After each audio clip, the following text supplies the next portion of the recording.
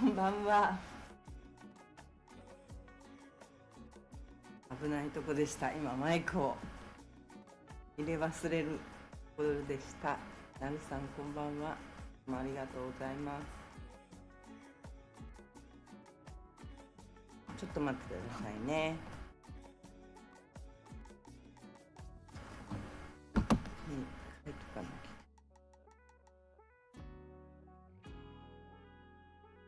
でね、少々お待ちを。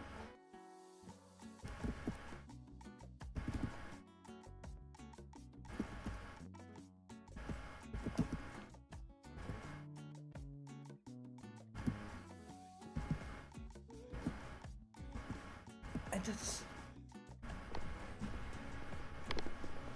少々お待ちを。やばい。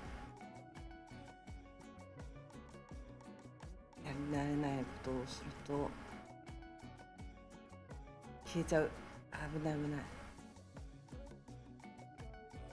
ちょっとお待ちください。危ない、消えるとこでした。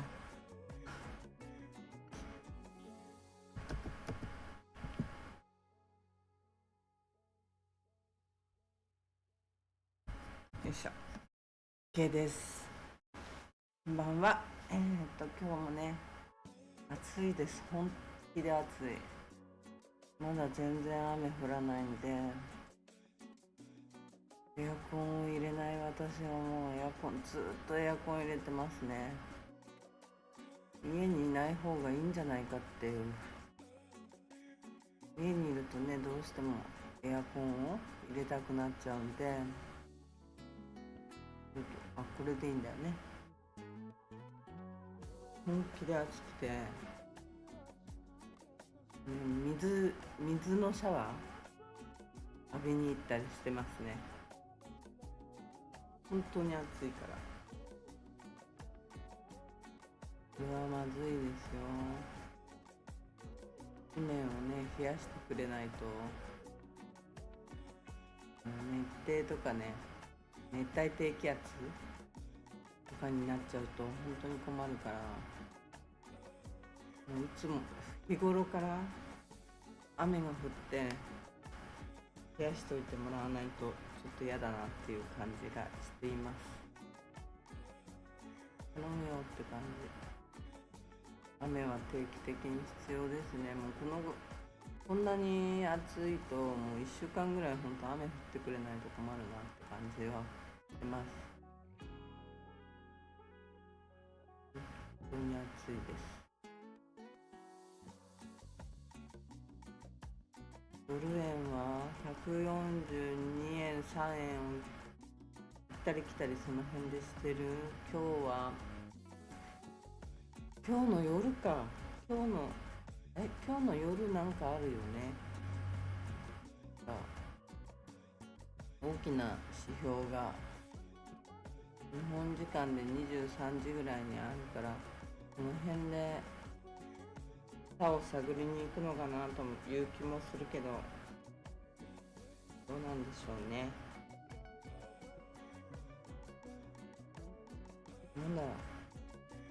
まだもう一回上行きそうな感じの気配は見せてはいるんだね。この辺で143円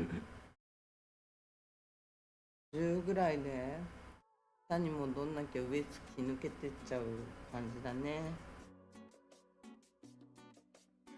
下に行かないのかな。ゴールデンウィーク円高がいいですよね、みんなね。円高の方が観光客の人にいいんだよね。そう円高になってほしいですよね。お金使えなくなっちゃうもんね。なんかちょっとのことだけど、やっぱりちょっとでも積もり積もったら結構ね高いことになっちゃうから。そうね、今日はね昨日おととい昨日おとといの動画だったと思うんだけど、おとといの動画でお話ししたかな。昨日どっちだっけ、おとといだよね。おとといの動画で私警察に行ったんだと思うんですよね。昨日出したのかな。待ってくださいね。待ってね、確認する。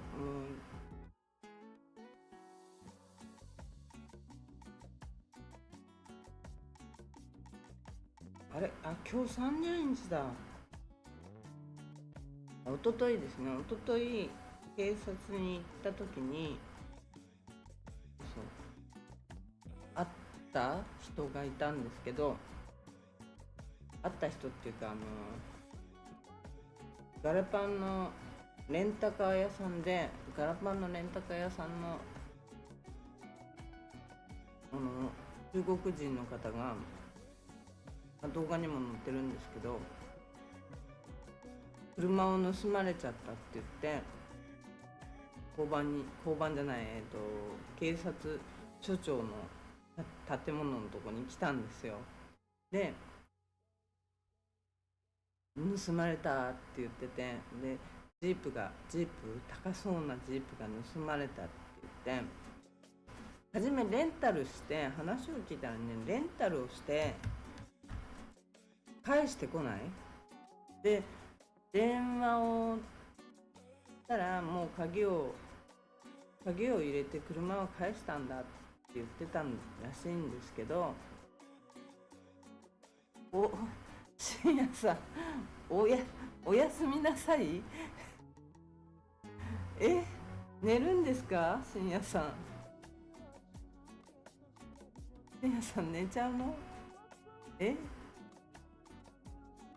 いきなり寝ちゃうの？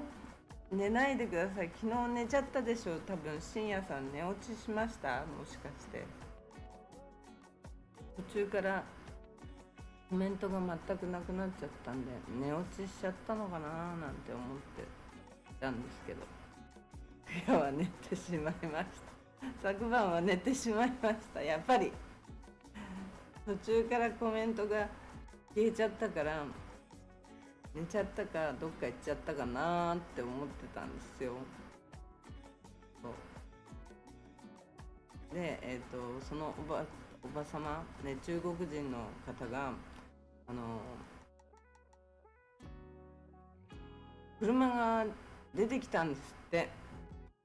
だけどバッテリーは盗まれてるわ、もうめちゃくちゃにされてたわ、車の形はあったけど、鍵も盗まれてるんですって。で、見つかった場所が、なんと私がこの間先週動画に上げたやつかな、迷ったオールドシーオールドマンシー、あの辺の道に隠してあったんですって。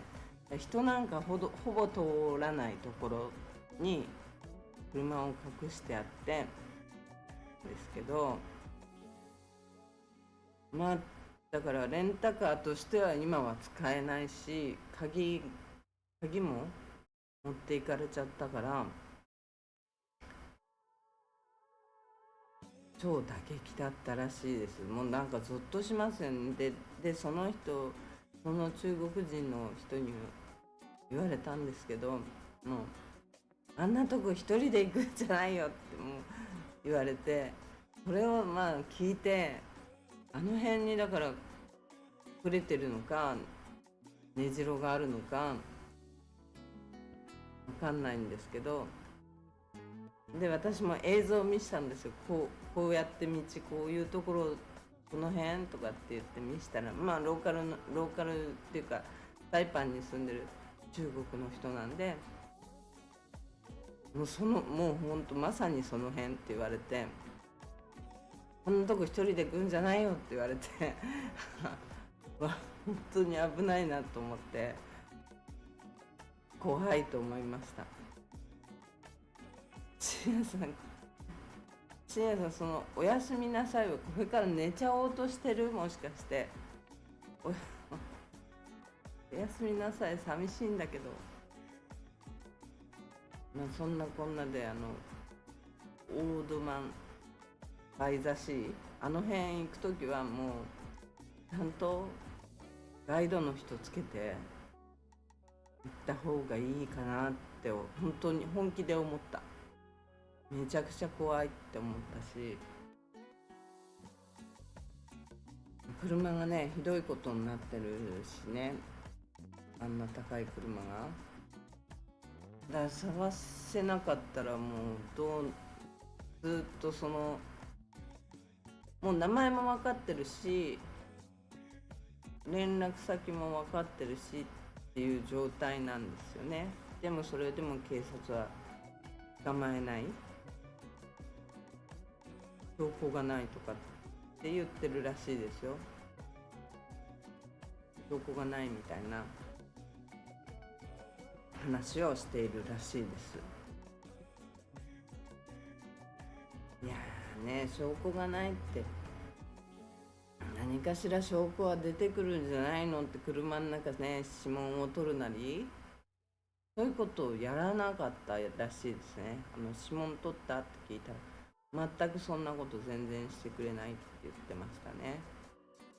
だから証拠を取ろうとしないポリスのスタイルがまず間違ってると思うんですよ。それで立件しないっていうの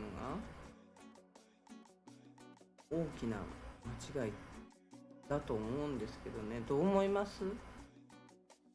深夜さんあたりに聞いたらローカルだから仕方ないとかで返ってきそうなコメントなんですけど違うかな。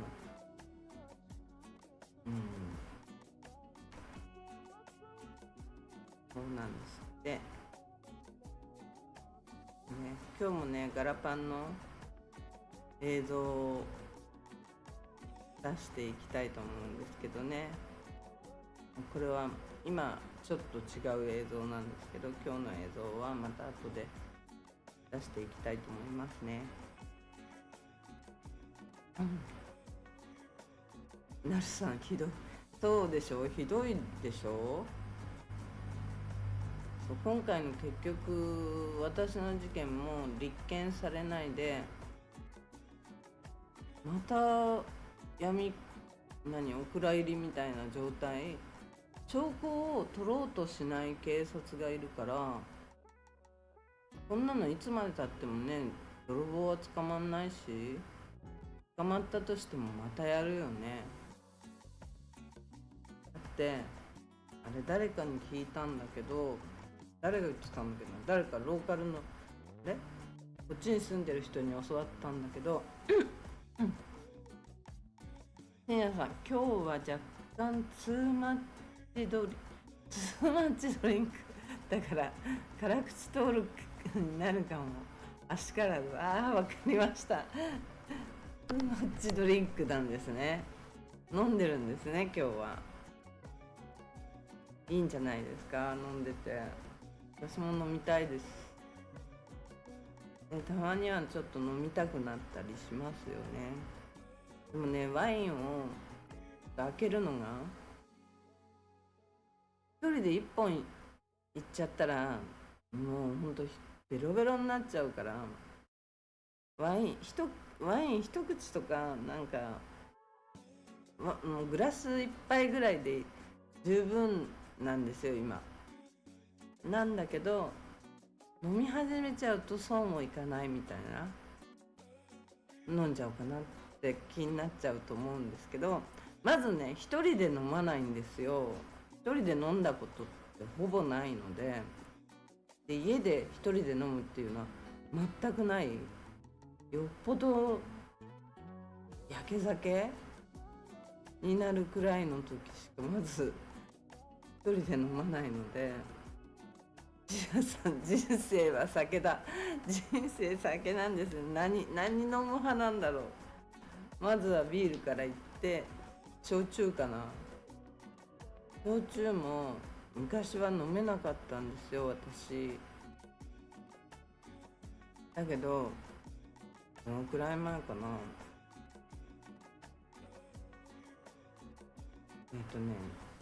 2001年ぐらいからまあずいぶん前ですね。そう、2001年ぐらいから1年か2年ぐらいから、その頃焼酎が流行ってたのかな、芋焼酎がなんか流行り始めたのかな、焼酎かな、焼酎が流行り始めたかなんかで、焼酎がお米の焼酎だ、お米の焼酎だよな、あれ確かね、金色っぽい液体の焼酎、名前忘れちゃったな。ひまわりに売ってんだけど、日本の焼酎で、何だったっけな、金色の透明の白っていうか、透明じゃないんですよ。透明だけど金色っぽい色をした焼酎で、お米の焼酎なのかな。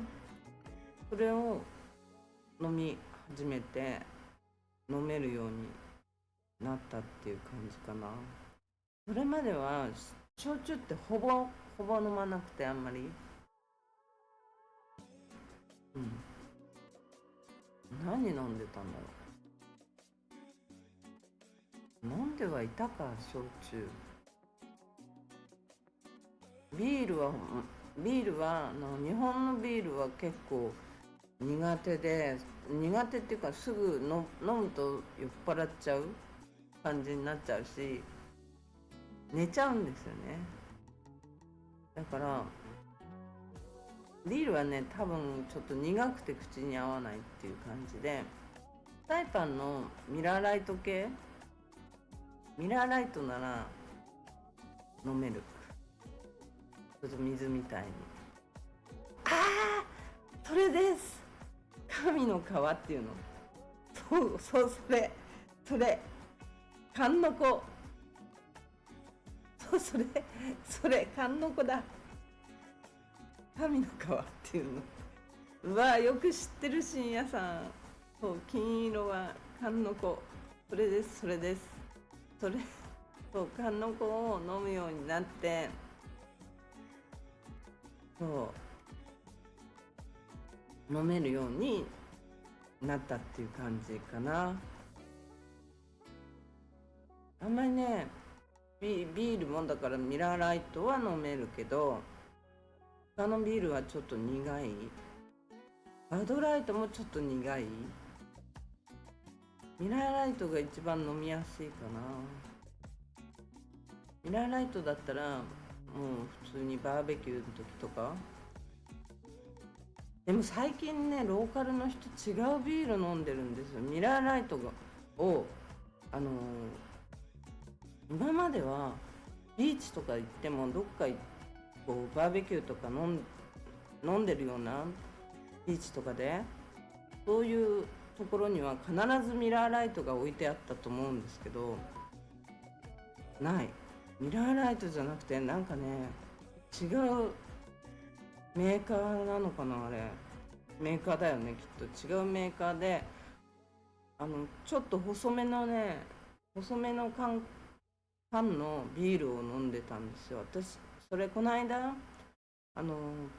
ビーチで飲みなよって言われて、コーラかなと思ってもらって、ありがとうございますっつって飲んだら、ビールだったの。ちょっとびっくりしちゃったんだけど、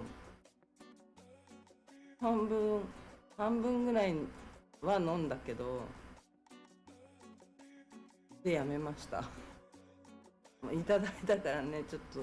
で、中身はまあ見えないタイプなんだけど、あれなんだろう、青と赤のラインが入ってて、栄養ドリンク系のスポーツドリンク系かなと思っていただいて飲んじゃったんだけど、まさかビールだとは思わなくて、飲んだのどれくらいぶりだろうね。ここ数年でこ何年間で飲んだ数って多分片手に余る3回とか4回しか飲んでないんで、そのうちの1回もう全然飲まなくなっちゃったね。一人だったらほぼまずまだ一人でこの8年とかの間でもいくらPTSD でうつ病になってでもお酒とかは飲まないんだよね。何も飲まないし楽しみがない。深夜さんみたいに人生は酒だとかって言ってみたいけどね。まあ一時期ガンガン飲んでた時期はあったんだけど、お店辞めてからはだから飲んでない感じかな。何回かは飲んでるけどね。ワインは飲みたいなって最近すごく思いますね。でも本当は開けたら一本飲まなきゃなんないじゃない。無理だなと思って開けないでいるけど、ビールも一缶はちょっと飲めないな。飲んで全部リセットして何飲んで全部リセット、何をリセット。リセットはね、私の中のリセットは警察がちゃんと認めて、もう政府が認めることだよね。認めるっていうのは何？ちゃんと犯人をなんていうのなんていうのこういうの、犯人をちゃんと暴いて、ちゃんと立件して、ちゃんとやることがリセットだと思うんだけど、私的にはやっぱね、この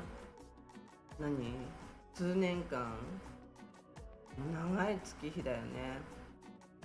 すっげえ無駄にしたと今はね思い始めた。いくら自分で一人でこう悩んでても悔やんでてっていうか悔しくて、政府が何も動かなくてそれに対しては動きに行くんだけど、それ以外のことに対しては動けなかったのね。トラウマと PTSD で。だけど自分で何とかしなきゃ結局は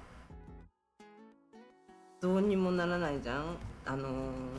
子供とか旦那さんとかそういうパートナーとかがいれば、そういう人と慰め合ってとかいけるのかもしんないけど、慰め合ってっていうのかな、なんて言うんだろう、なのに助け合ってっていうのか、言葉がボキャブラリーがない浮かばないだと思うんだけど、そういうことができなかったから、結局はだから自分なんだなって思い知ったっていうか、自分で立ち直るしかないっていうのを思い知って、で楽しくなる方法とか読んだりして、読むとそういう楽しくなる方法とかを書いてある、つらつら書いてあるのを読むと、何言ってんだよこれとか思うの。そんなことが簡単にできたらやってるわって感じだことばっかり書いてあるから。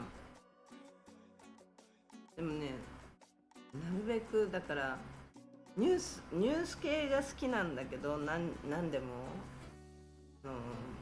YouTube でも日テレニュースとかそういうニュース系のことが何でも好きなの。情報番組とか池上彰とかそういうのも好きだし、そういうのが好きなんだけど、なるべくもうそういうのを一切見ないにして、もうお笑いしか見ないみたいな。ところに持っていきましたね。もうね、自分で。でもなんか無駄な気がするんですよね。でもお笑いとか見てると面白くないし、これといって面白くないしってなんか、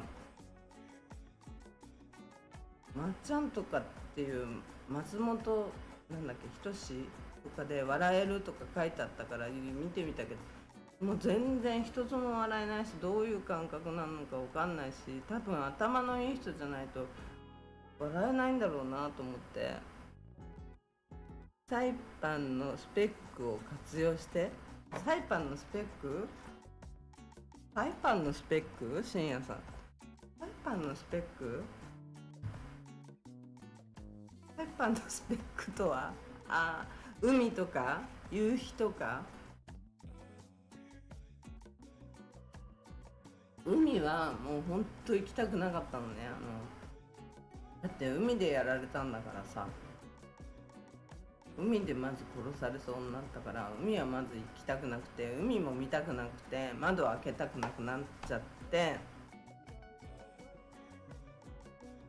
で夕日とかだけ見ててもなんか悲しくなったりするから、もうね、サイパンのスペックってそういうことだよね。夕日とか海とかっていうことだよね。だから最近はだから海も近寄れるようになったし、まだあの現場は行けてないけど、その近くは行けてるし、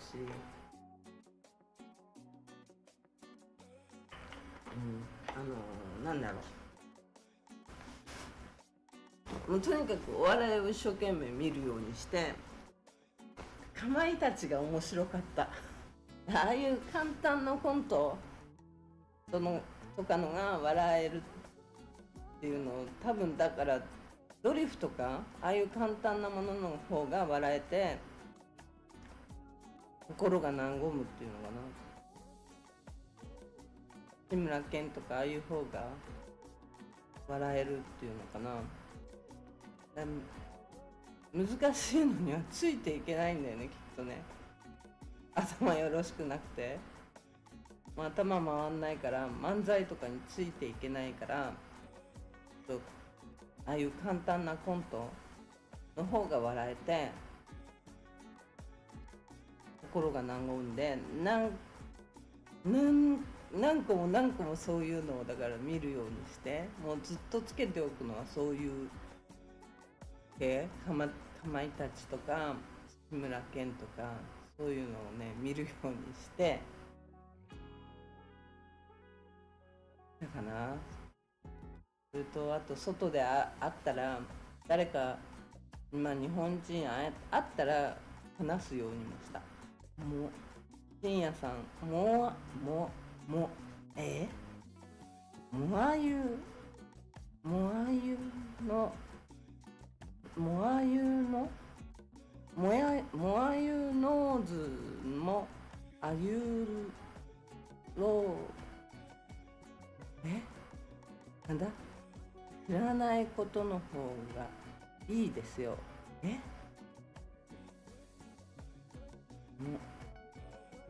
モアユってあゆのなんかがいるの？浜崎あゆみ？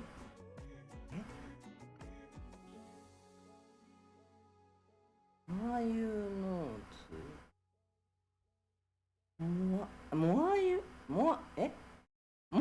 のあゆロス英語か浜崎あゆみかなんかのこと言ってんのかと思った失礼しました。もう英語が読めないと思ってひらがなで書いてくれたんだね。ひらがなで書いてくれたらまた読めなくなっちゃった点が必要だよこれちょっとね、そんなんで、ね、うつの治し方とかそういうのいろいろ書いてあるけど、あんな無理。自分で結局はなんか切り替えていかないっていうか、切り替えられることが難しいから、うつになったり PTSD になっちゃったりするわけ。 PTSD はまた違うか、トラウマから来るからどうなんだろう。でももうそれコメントがずっと映ってんのが笑っちゃってダメだわ。笑ってしまう。ね、そういうので直していくしかないんだなって本当に思ったし、とにかくね、今ね、立ち直ろうとしてこう YouTube とかライブとかやり始めたけど、なんといってももったいなかったなって、無駄にしたな、本当に無駄にしたと思う、この10年。もっとね、早くっていうか、時点で本当に犯人が捕まっててくれてたら、立件されてたら、もう切り替えはできたと思うのね。だけど結局は警察やなんか政府が動かないから、それに対してもっと考えることになっちゃうから、解決してくれればそこでこういろんなことがリセットされていくはずなのに、解決しないから、それを解決するためにっていうことを考えると、ずっと消えた画面がごめんなさい。なんで消えた？どれだ？これか。もう一回つけちゃおう。なんだっけとにかくもったいないって、あそこでリセットしてくれてれば、警察とかがちゃんと立件したりしてくれてれば、次のことに踏み出せるはずなんだよね。こうずっとそれをなんで立件しないの、こんな人殺しじゃんって、そういうことばっかり結局は考えてるから、トラウマになったり PTSD になったりしてる人ってかなりそういうことだと思うんだよね。こう訴えても何か問題があって、その問題に対してこうずっと考えなきゃならない状態を作られちゃうから、それが嫌なことなわけじゃない。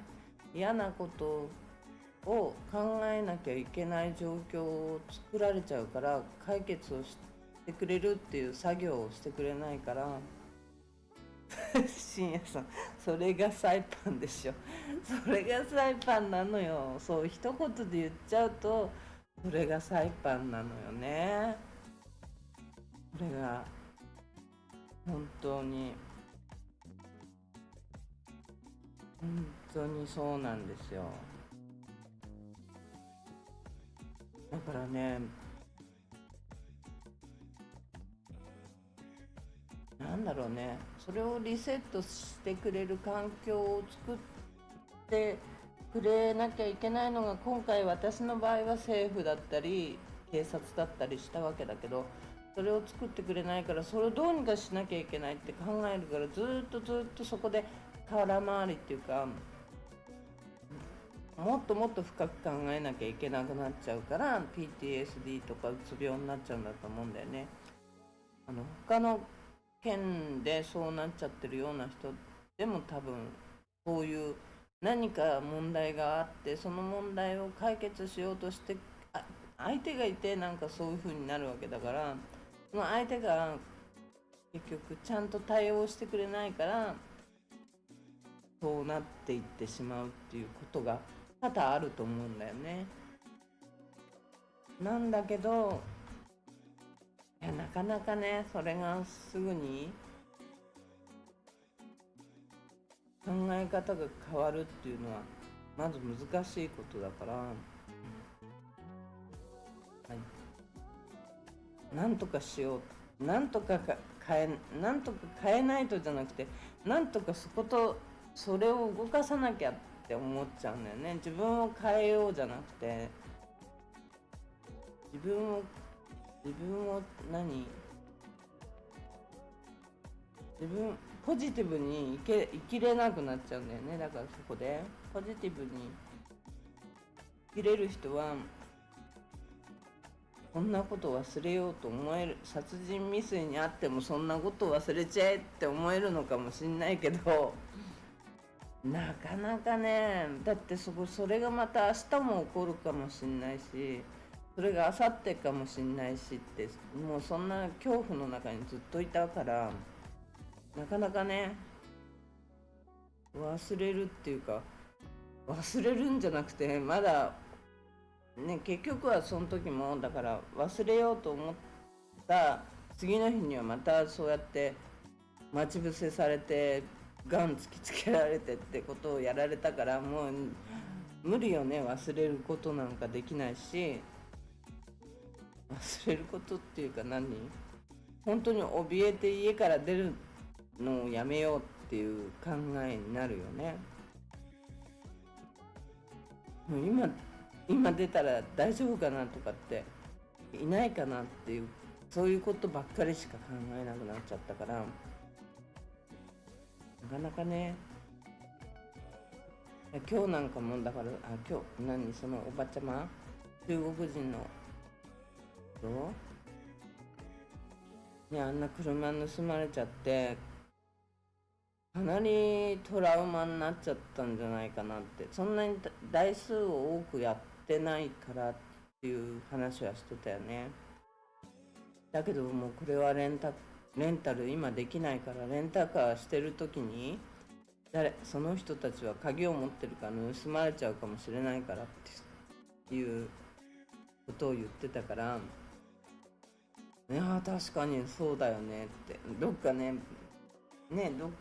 それこそオールドマンバイザシーだっけ、あそこにね、レンタカーで行って置いといて海で遊んでたら、帰ろうと思ったら車がなかったなんていうことになっちゃったら、借りてる方も困っちゃうし、貸した方ももちろん困っちゃうもんね。せいやさん、でもサイパンに何かしらの希望の光を持っている未来光る、頑張って。ありがとうございます。未来光だけどね。光じゃなかったっけ、私。光だよね。光。未来光るね。はい、ありがとうございます。何かしら希望の光を持ってるっていうかね、なんか違う。もう抱えてるっていうかね、これ例えば今の状態でここの家から引っ越しますっていうのもそうだし、ね、日本に帰りますっていうのもそうだけど、じゃあこれどうすんのって感じで、もう一時期考えたのね。日本に帰りたいなって思って、もうあるものを売ろうって思ったら、売るのに例えばサイパンだとメルカリとかああいうのがないでしょ。ヤフーオークションとかそういうのがサイパンにはないから、結局はFacebook のなんだっけ Facebook とかで売るしかないのね。売っても郵便がないから、結局自分がその人が相手が直接見に来て見に来るとなったら、例えば小さいものなら表に出して、じゃあガラパンで待ち合わせねとかってできるけど、大きいものだったらもう持てないから、家に見に来てもらって見て買っていくわけじゃない。っていうのは家の中を見るってことじゃない。もうそんなの無理よ。そういう気持ちになれないし、家の中を見に来てまたなんかされたら困っちゃうからっていうことを考えちゃうと、売ることもできない、何もできない。じゃあこれ持って帰るのかって持って帰れないでしょ。ね、何十年もここに住んじゃってるわけだから、荷物だって相当なものだし、そういうものをだからメルカリは本当欲しいわって感じ。メルカリも欲しいけど、何郵便配達、黒猫ヤマト、黒猫が欲しいよね。例えばメルカリとかで買ったって売ったって日本だと、もう売ったら会わなくていいわけじゃん、その人と。ヤフーでも大きさ書いとけばそれで会わなくていいわけじゃん。家に入れるなんてことは絶対にしなくていいわけじゃない。そういうシステムがやっぱりサイパンないのが辛いよね。よくね、帰る人が売って帰れたなとか思うよね。みんな帰ったりする人があげるっていう代物でもないし、やっぱりね、お金に少しでも変えてからじゃないとね、後のことを考えたら無理じゃない。だからやっぱり売りたいなと思うけど、売るにしてもそういうやっぱメルカリシステムがないから、あれをやればいいのかじゃあメルカリシステムを配送屋さんだよね、配送屋さん。もう勝手にこう持ってってくれる郵便屋さんがいないと無理よね。ポストに投函してもそれっきり合わないとかそういうのじゃない。とにかく家に来られて家の中見られてっていうのがまず無理で、そういうことがね、家の中にやっぱ抵抗ないですかね。家の中に人がいて、ガレージセールもだから家の前に物を出さなきゃなんないってことになったら、ソファーとかなんとかでもお外に出さなきゃなんないって言ったら無理よ。やっぱ家の中に入ってみてくださいってことになっちゃうじゃない。家の中に入れるのが嫌で、その時に椅子を売ったんですよ。椅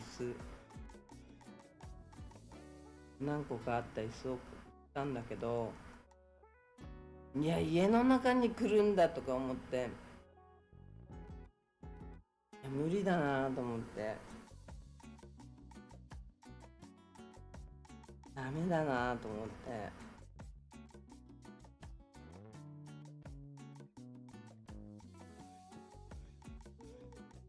もうね、なんかね、あの時も1個を外に一生懸命持って行ってこれですって言ったら6個全部見せてくれって言われて、家の中に結局入れたことがあったのね。あれね、ちょっとね、みんな平気なのかな。なるさん、無理ですよねそうそう、無理なんですよ。精神状態がまず、だって殺されるかもしれない。この人なのか、犯人2人3人いるんですよ。2人はしょっちゅうまず13年前のね、警察官の話だけど、その警察官2人は分かってんの、顔は。1人は誰っていう人が来たのね。だからどれが誰が来るか分かんないっていう状態になるから無理なのよ。一方、この精神状態で人を家に入れて物を売るっていう発想、を頑張ろうって思ったんだけど、無理だって思ったね。誰が犯人か分かんないんだもん。もう一人、2人は顔見れば分かるけど、その警察官2人は。もう一人はもしかしたら刑務所の職員、あいつかもしれないし、でもそいつの顔がねよくわかんないんだよね。顔はまあうっすら覚えっていうか、暗い中蹴られたからわかんないんだよね。バイザウェイバーやってた時持ち歌ありました。金さんバイザところでもうバイザウェイ持ち歌ないですね、別に。それと言って、それと言ってないです。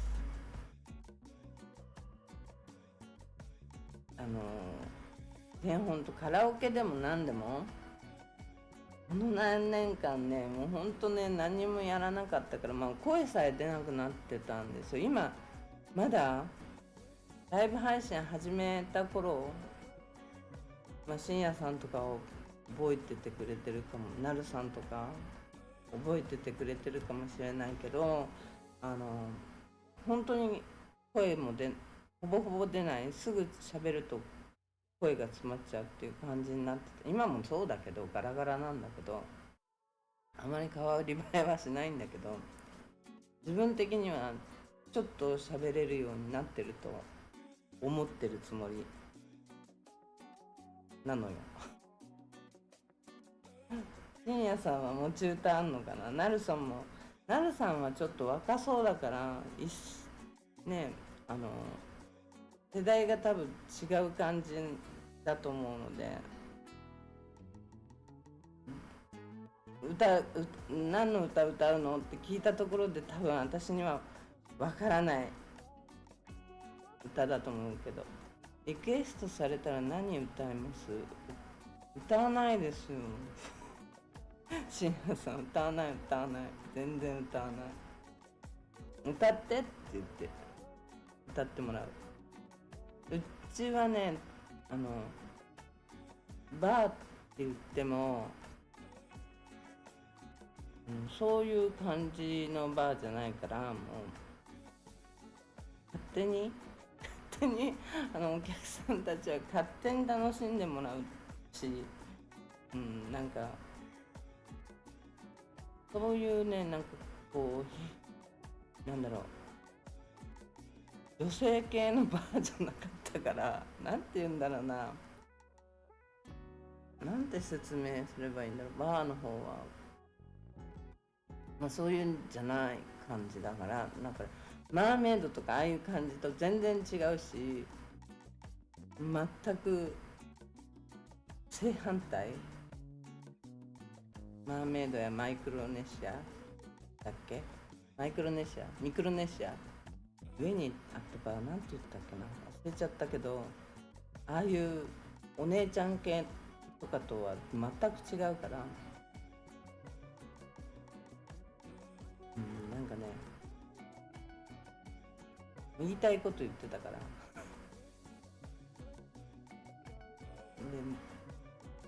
で、結局は販売の方だったから、もともとがバーの方じゃないからね、私自身が。だからお客さんに、早く来てねとかそういうことを言えるタイプでも全然ないし、来てくださいねとかって言えるタイプでもないし、なんて説明したらいいのかちょっと難しい。うちの商品を例えば買ってくれた人は、商品つけてるともう絶対忘れないのよ。そういうのはあったけど、なかなか顔を覚えられないとか、そういうのはあった。商品は覚えてるんだけど、それを作ったものは覚えてるんだよね。だけど顔が覚えられないとか、そういうのはあっ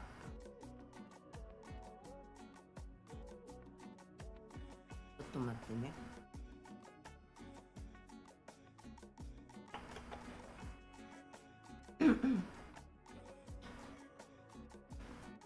深夜さんは何を歌うのをリクエストされたら。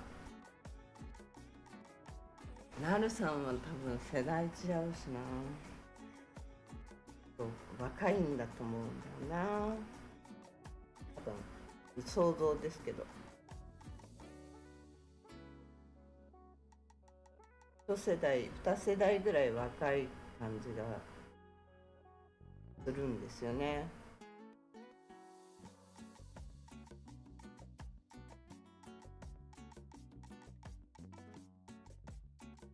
多分きっとそんな感じがする。深夜さんはどっちかっていうと私と同じ感じっていう感じかな。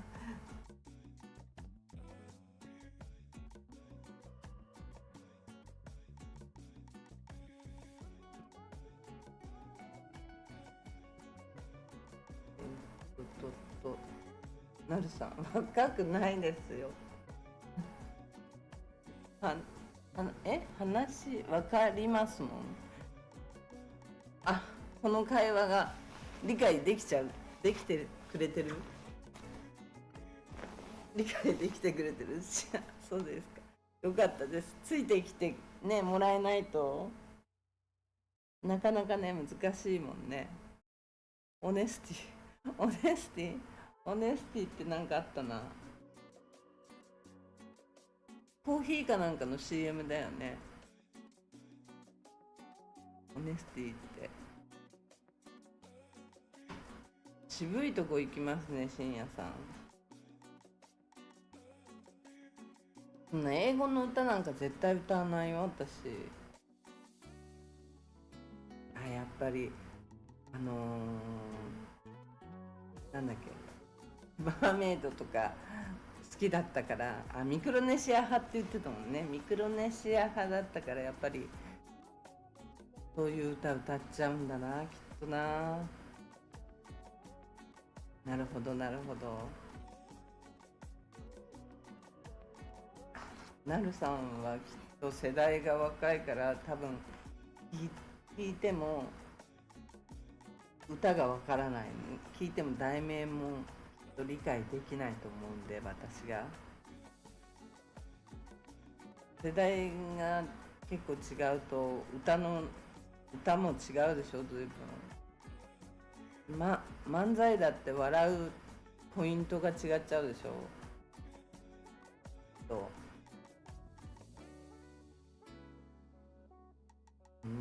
なんかどこで合わせてもらえてるのかが分かんないけど、なるさんはきっと若いんだろうなと思ってるんだよね。誰だっけ、さっき最近見てる芸人さん誰だっけ。たまね、山内となんだっけあれ、つなげて、あれ忘れちゃった。なんとかネズミ、違う。なんだっけ、ハゲネズミって覚えちゃって、なんかハゲネズミが頭から離れなくなっちゃった。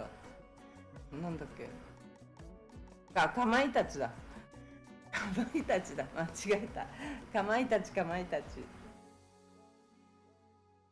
深夜さん、ダイバーはグレーを歌ってましたね。グレーわかんない、全く。グレーの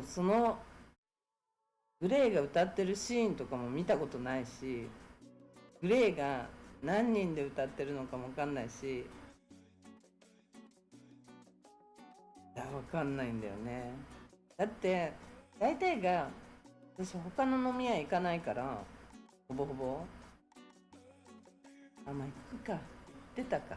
マーメイドとか行ってたもんな。お客さんとかと行くけど、マーメイドなんか誰が歌ってっからなんかわかんないし、気にもしないし、ミクロネシアもわかんないよね。影にこそって入られて歌われちゃったらもう全然わかんないから誰が歌ってんのかはまずわかんないし、グレーわかんないよ。グレー稲葉さんっていう人か。稲葉さんっていうのがグレーっていう人か。わかんない。歌聞けばわかんのかもしんないけど、歌がピンと全然来てない。グレーの歌がこれだっていうのが。ちょっと待ってね。水飲みます。ちょっと待ってください。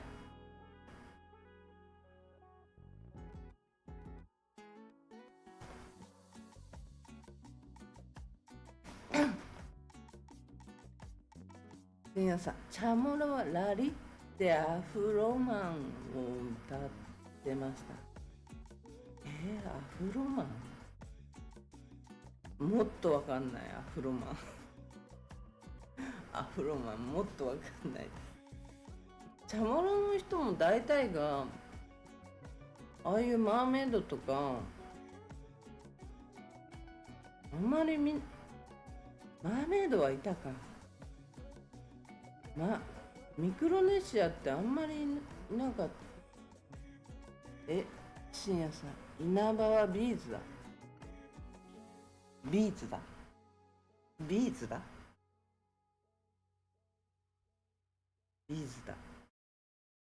稲葉は違うグループだっていうことかすいません。本当にわかんないんですよ。わかるのはなんて偉そうに言うところじゃない。本当にわかんないんですよね。本当にドリカムぐらいわかりますよの3人で歌ってる人たちってそのぐらいはわかるけど、もうそういう男の人のグループ全くわかんない。なんだっけな、名前が出てこないけど、私がよく飲みに行ってた頃はその稲葉さんっていう人の歌とか、あと誰だっけな小袋の歌とかをよくみんな周りの人たちが歌ってたね。サイパンでね。相当前の話ってことだよね、きっと。でその人も分かんないし、小袋っていう名前ぐらいは知ってるけど、どんな人が小袋なのかは知らない。だから歌手がどんな人なのかは知らない。全くね見ないんだよね、そういう系の話題っていうの、なんていうの、そういう系のテレビとか歌系のテレビとかまず見ないんでよくわかんないんですよね。あれ大丈夫、よくわかんないんですよ。だから今回かまいたちとか見て新鮮だったし、あと千鳥が面白かった。千鳥ノブさんと大悟とノブさんにハマって、そう漫才っていうかなんかそういうのを見始めたんだ私。千鳥が面白かった。千鳥とかまいたちが心を癒してくれたのかなある意味、あればっか見て YouTube とかで探して。歌はねほんとわかんないな。誰がどの歌を歌ってんのかが全く知らないんですよね。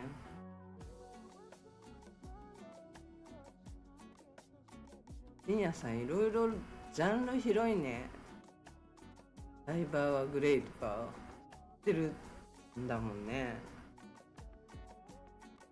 稲葉はビーズだって知ってるし、ジャンルが広い。さてね、ちょっと待ってね、今動画を今日入れた動画を探してるんだけど、なんて入れたんだっけなと思ってそこが分かんなくなっちゃう。もごもごしてました。一つのことを考えるとね、次のことに行けなくなっちゃったりするんですよ。ちょっと待ってね、ちょっと待ってくださいね。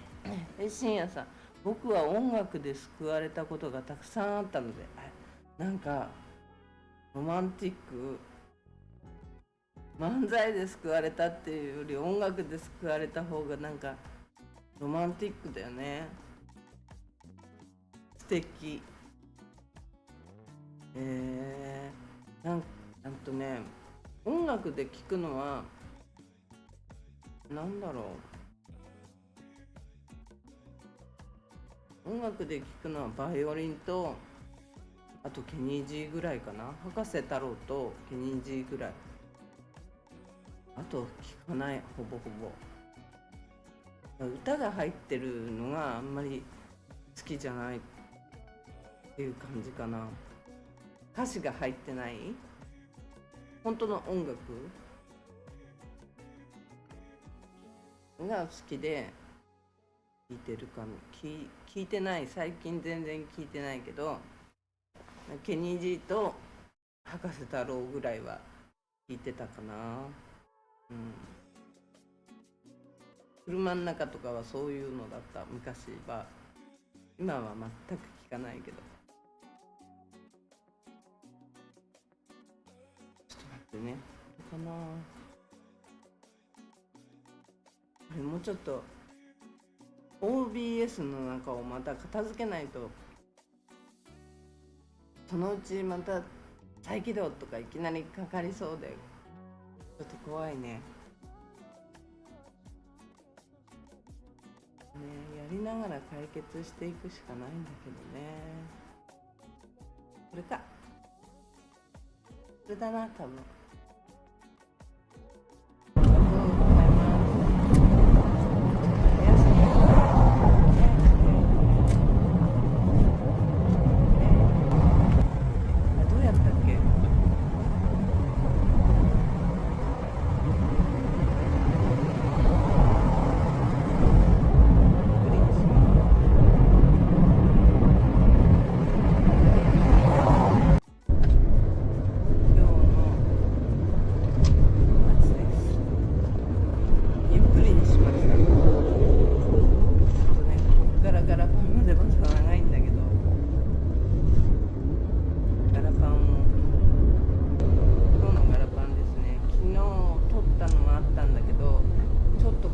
したいことがあって、もう一回ガラパンに来ましたね。そしたら後で出てくるんで見てほしいんですけど、ちょっとこれね、カメラの押さえるやつついてダメですね。勝手になんかちゃうようになっちゃって、多分風でテンションがかかっちゃって、いや、ちゃんと手向いたりしなくなってきちゃってて、もう一個もらったのがあるんで、だからそれを使ってみようかなと思ってるんですけど、みんやさん番組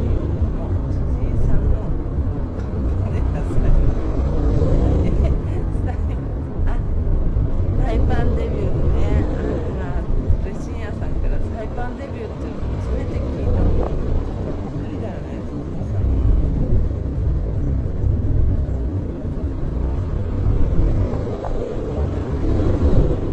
難しい曲だからね。カメラ好きだわ。何回も YouTube で見たことがある。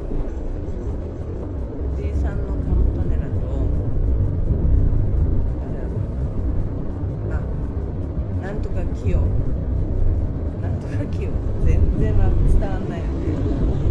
よ、器用、なんとか器用って人、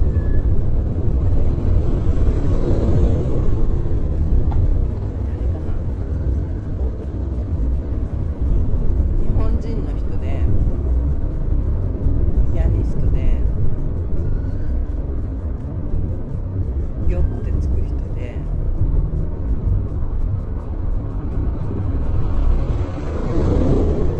思い出せない。よ、器用しか出てこない。あの人のカンパネラとかも好き。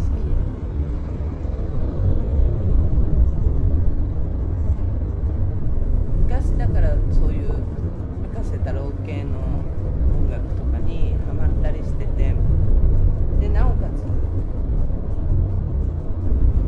くらい前、いや全然前だな、コロナ前だから、コロナ前にこの人が結構自己ヘミング、違う違うキヨっていう人、日本人のキヨっていう人で、喋りが面白い人だよね。もうちょっとで為替が動く時間になりそうですね。今日は気をつけてくださいね。ビャンって上行ってバンって下へ戻して、なんか下に張り付きそうな感じの動きをしてるように見えるから、為替やってる方は気をつけてください。もうね、カメラのね、スタビライザーと押さえるやつ、窓が入っちゃってどうもダメ。あとこの後ちょっと修正したんだけど、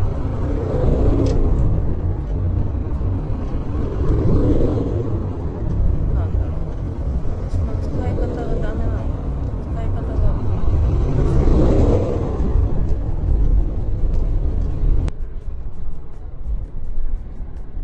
カクンってなっちゃって、カクンってなっちゃって、なかなかね取るに取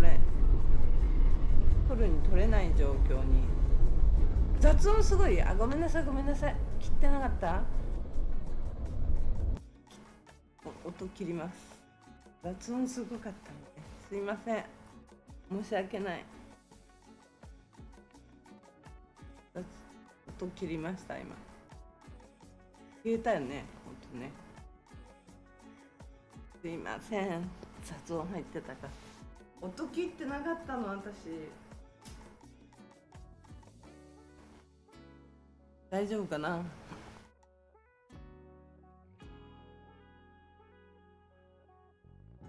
これどこ、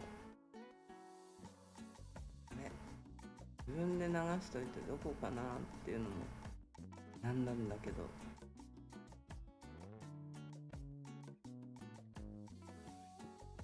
どこだ。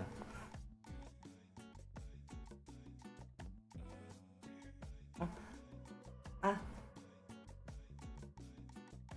はい、やっともう今のもガラパンだけど、やっとビーチロードに出てきましたね、これでね。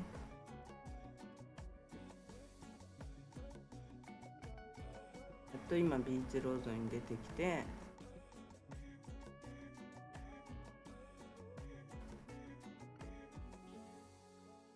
からこっちに行くと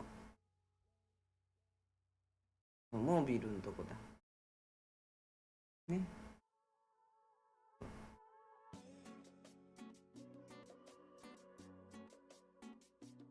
そうそうそう、これからガラパンに行きますね。あ、ガラパンなんだけど、ここも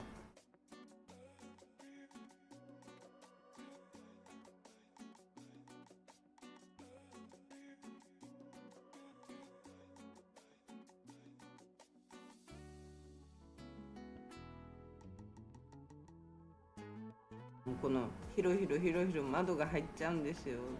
カメラがちゃんと固定されなくて、もう雑音治りましたよね。止まりましたよね。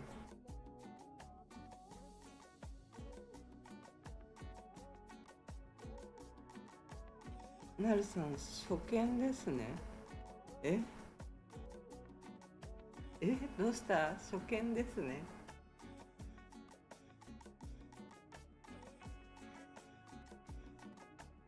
初見ですね。どうした？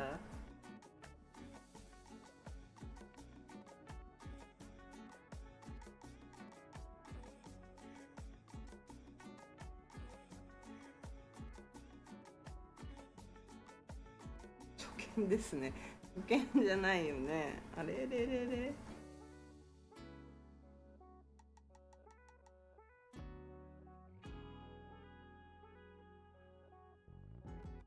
あれれれれ。初めて見る場面でした。そういうことね。そうそう、裏路地から撮ってみましたね。で今日本当の最後の日ですね、デューティーフリーね。今日最終日。それでサイパンもついにデューティーフリーがなくなってしまいますね。今日が本当の最後らしいです。それでサイパンのデューティーフリーで何か買おうって思っちゃダメですよ。もうデューティーフリーないからね、なくなっちゃったんで、今日最後本当の最終日だそうですね。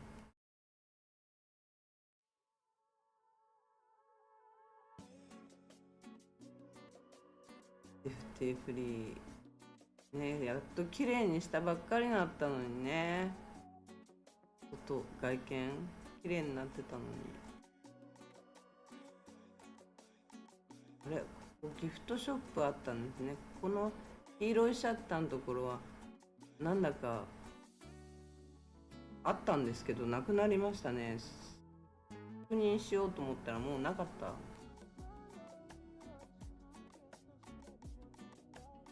からガラパンに入っていくんですけど、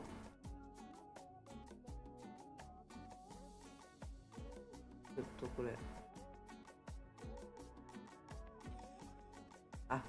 なるさんごめんなさい、気づかなかった。初めて見る場面でしたって読んだっけ？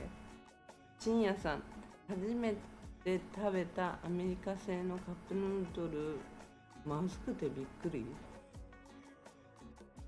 アメリカ製のカップヌードル美味しくないよね、まずね。うん、うん、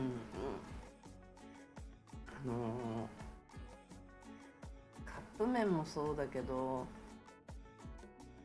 こういう茹でるやつ、自分で茹でるやつもアメリカ製の美味しくないよね。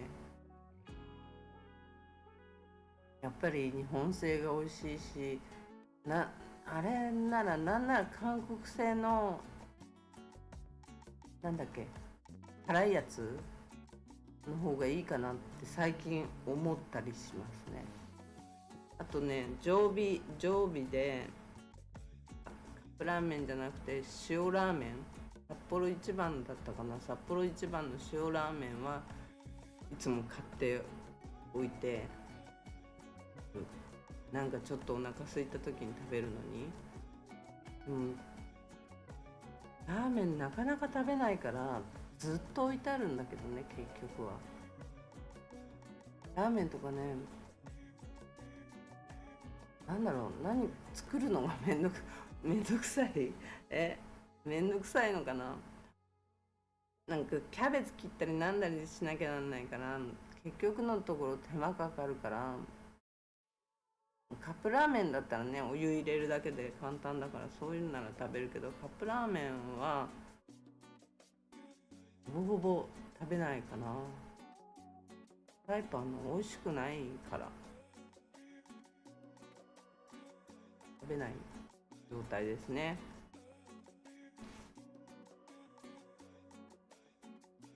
まあ、ガラパンはここのカジノの元カジノなんて言えばいい、これからカジノ、元カジノが正解かな。元カジノのホテルから始まりますかね。もうガラスが邪魔なんだよな。ガラスが邪魔っていうか、カメラがこうちゃんとこっちに固定できなくなっちゃったんですよ。こっちにいいアングルのとこに。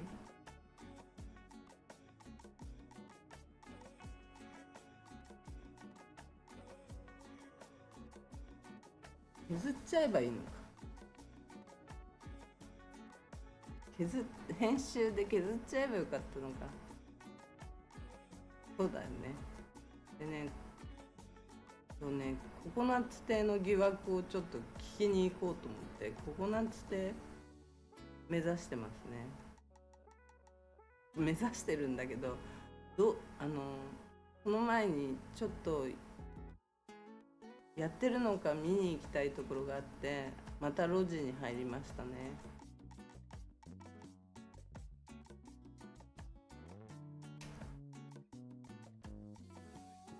ホテルの道から一本こっち側の路地に入ったところのそうなんだけど、やってないと思って一回通り過ぎたんですよ。まだ時間が早いかなと思って、後でまた来てみようかなと思いながら GIG のとこに出てきて、イージーマッサージとかっていうのかな、これで。この辺ね、曲がっていいのか曲がっちゃいけないのか、一方通行、どっちが一方通行でどっちに向かっていいのかね、迷うんですよこれ。本当にね、行っちゃいけないとこばっかりあって、くるくる回る羽目になるんですよね。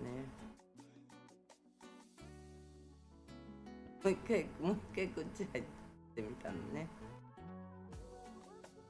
カントリーハウスの後ろを通って、これもメインのガラパンの中なんですけど、昔ダイビングショップだったとこですね、この辺ね。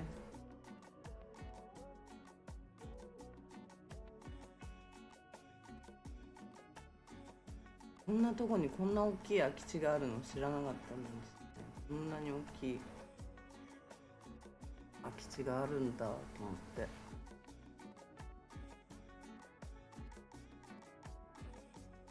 高くて買わないのか、誰も手出さないのか、所有者がいっぱいいるから手出さないのか、観光客かなっていう人が一組。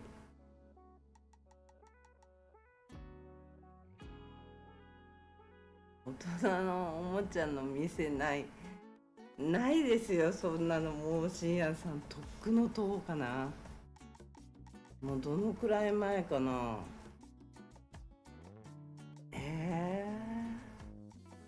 もうコロナ前にはないし、コロナ前のもう私が元気だった時代にもうなかったと思う。うん、またここに出てきちゃって、またここに出てきちゃったんで、またぐるっと回んなきゃいけないなっていう状態に陥ってますね。ほんと一方通行だらけで、なんかどこ通っていいんだろうって、どこ通ったらあの店をこう車から移せるかなとかって思いながらこう走ってたんですけど、なかなかじゃないけど、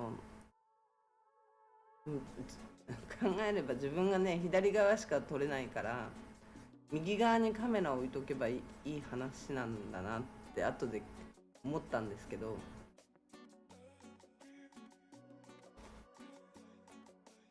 そう金八さんとこですね、これね。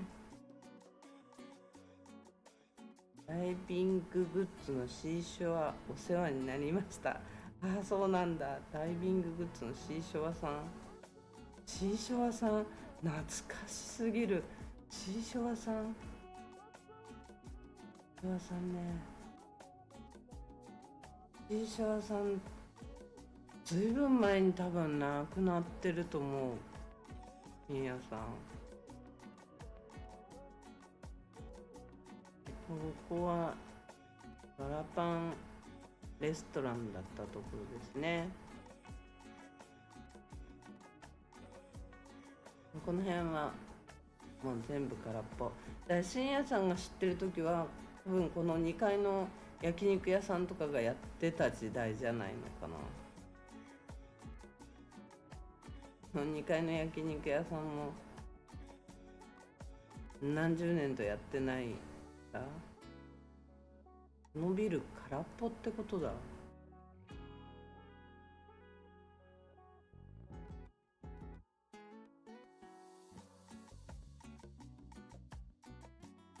でもっともっと左に、これはホテル前のホテルの目の前の通りですね。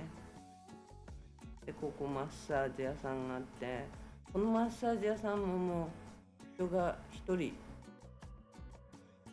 しかいなかったかな。お客さんが来ればこう人がいるっていう状態、人が来るって感じで、ココナッツテ閉まったよって言って昨日言われたんですよ、私。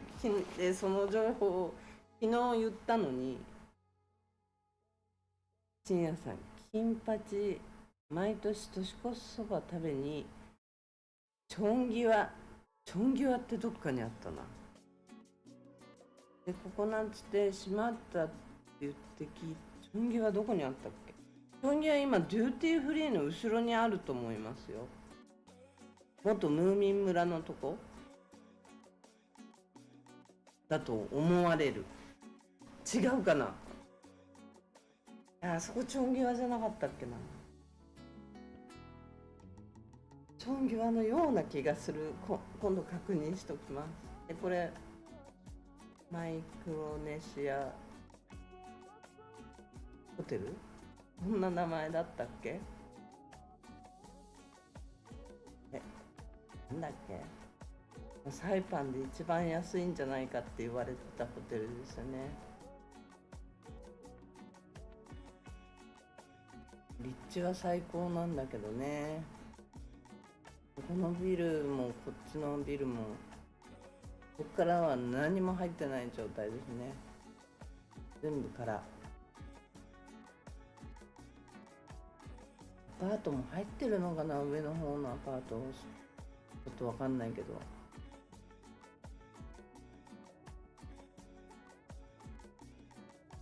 歩くのめんどくさいなと思いながら歩いて取りに一応行きましたね。この辺も全部からですね。カジノの会社がここ一回カジノやってた時に借り上げてなんかバーを始めてたんですけど、全部やめちゃいましたね。まあコロナ前にはやめてたのかな。いやコロナ後か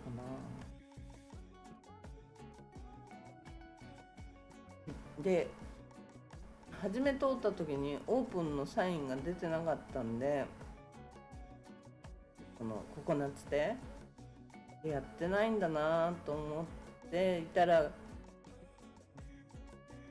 オープンサインが出てたんですよ、ココナッツで。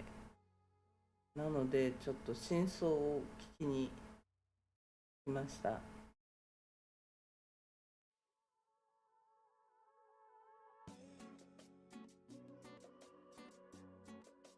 ね、入っていって、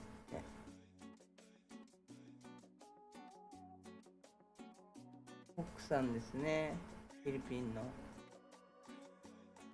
この人が今オーナーになったそうです。バングラデシュの人からこの人ともう一人のパートナーで2人の2人でこのお店をやってるそうです。で問題あったんじゃないのって聞いたら、問題あったのは前の時だからって言ってました。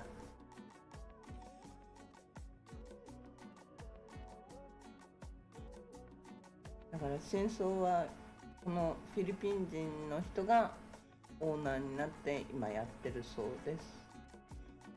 もともとここのコックさんだった人がこれをやってるって言ってましたね。ここも民宿になったんですよ。ピアノバーだったところ、韓国の民宿になったんだけど、今はなんかやってないみたいな感じ。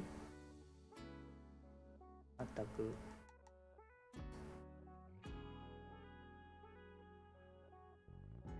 この辺もね、一通一通一通でねどう抜けていってどう取っていいのかが本当に分からなくて、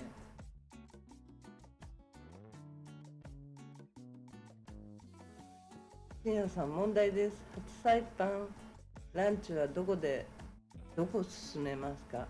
ランチなんか食べに行ったことないからな。私ランチの時間に起きてないんで、ランチをね食べに行った。この間ずいぶん前にハイアットのあそこ行った時ランチだ。ハイアットじゃなくなってるんだけど、元ハイアットの今やってるホテルのビュッフェランチを食べに行きましたね。まあ日本食と考えなければ美味しいです。あれを和食と考えちゃうと和食じゃないじゃんって思っちゃうんですけど、和食ではないよねって感じだったんですけど、どこだろうな。ランチ、今ランチでやってるお店っていうのがどこがやってるのかわからないのが現実で、近すぎ。ここ韓国料理、こんな近かった？こんなアングルだったかな。この辺みんなやってるんですよ。ランチどこ進めようかな。マックで買って海で食べるとかダメ。マックで買って海で食べるとかね、おすすめだと思うんですよね。高いけど、マック高いから日本みたいにあんな安くないから、ランチが今いくらぐらいで出てるのか。この間ずいぶん前の動画で行ったところ、なんだっけ、ミツバチさん、あそこパスタが安かった。めちゃくちゃ6ドル50とか7ドルちょっとでパスタが食べれて、食べたことはないんだけど美味しそうだった。ランチっていうか昼間6時までだった。それじゃあ行きたくない。宮古、そう深夜さん宮古です。そう深夜さん、それじゃあ行きたくないそれじゃあ行きたくない。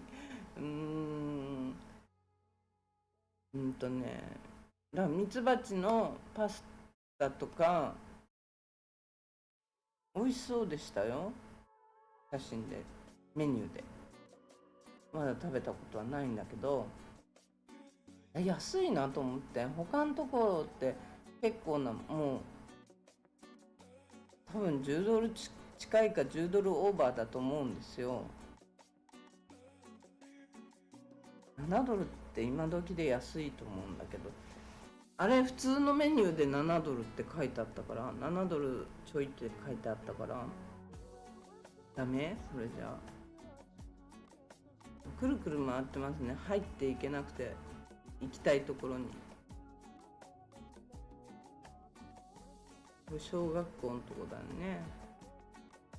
違う。あとこの前に連れてってもらったのとあそこ美味しかったな。どこだっけな。連れてってもらったのところがあって、ベトナム料理ランチでいただいたんですけど、美味しかった。どこだっけな、場所が忘れちゃったベトナム料理だと思うんですけど、味美味しかった。場所がわからない。あれどこだっけな。あれどこだっけな。どこに行ったんだっけな。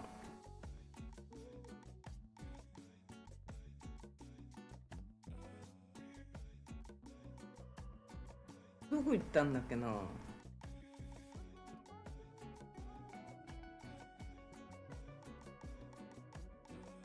れどこ行ったんだっけな。場所を忘れちゃった。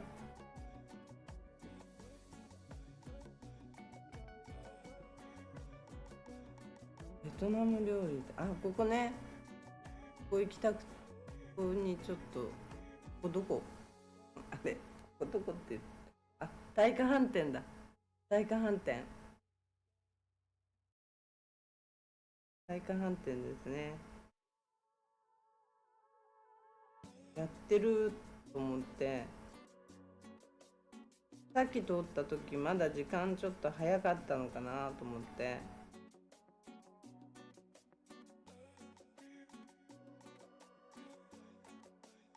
なるさん、それじゃ深夜さんもそれじゃあ行きたくないって。なるさん、それじゃあわからないってすいません、わからない。すいません、これじゃあわからない。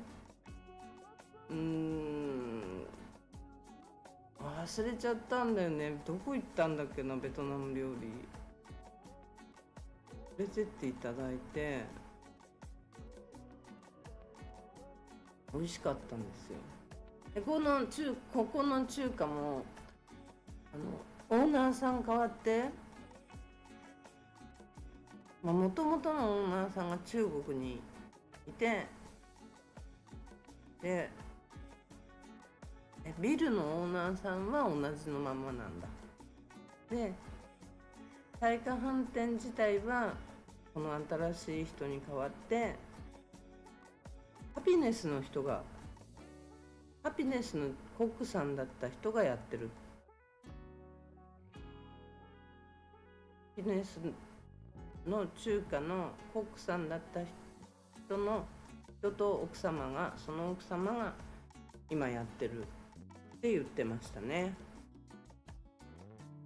フィエスタじゃない、クラウンホテルのから一本裏の通りですね。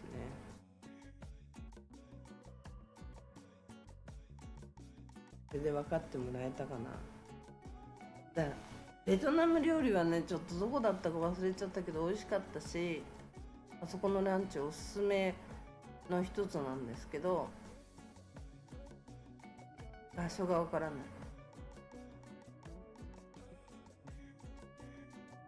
場所がわかんない。全然思い出せない。なんでだろう。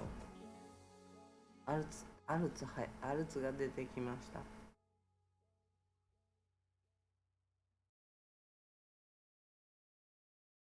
アルツ入ってますね。本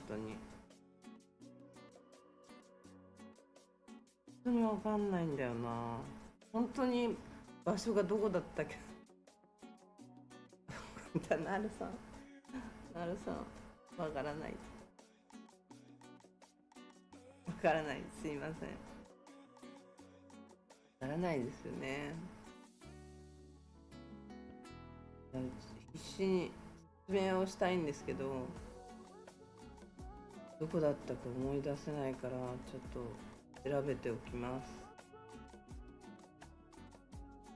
あとはほら、お弁当を買って、まあサイパンに来てまでお弁当は嫌だよね。サイパンに来てまでマックとかもいまいちだよね。ランチやってるとこ、金八さんはランチやってるんじゃないかな。あとカントリーハウスも多分やってると思う、ランチ。昔はやってた。また適当なこと言うとな、やってないかもしれなかった時困っちゃうからね。またそう言ってると思われちゃうからな。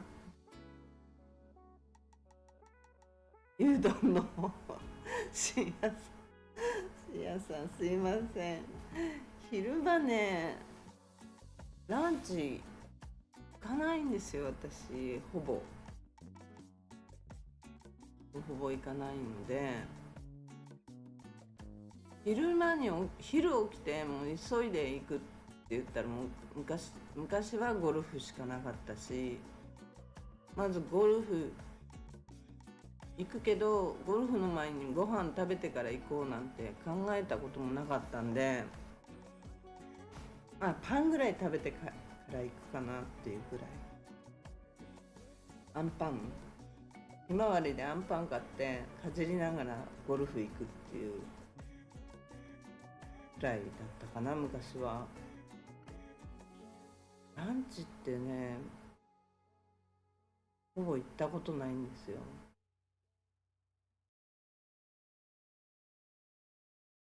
2時までだいたいやってるじゃないですか。だから1時ぐらいにギリギリに入ってシャッと食べて出てくるっていう、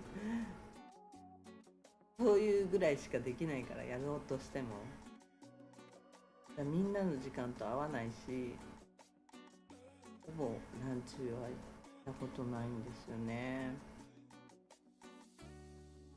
この間だからその宮古行って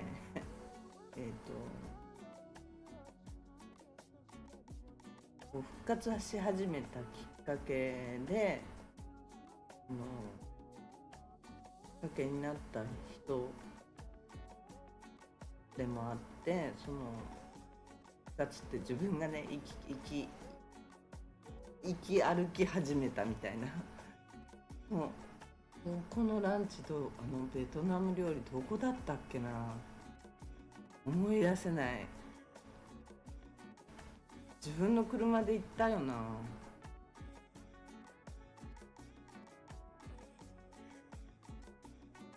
皆さん POC のランチビュッフェよかった。POC？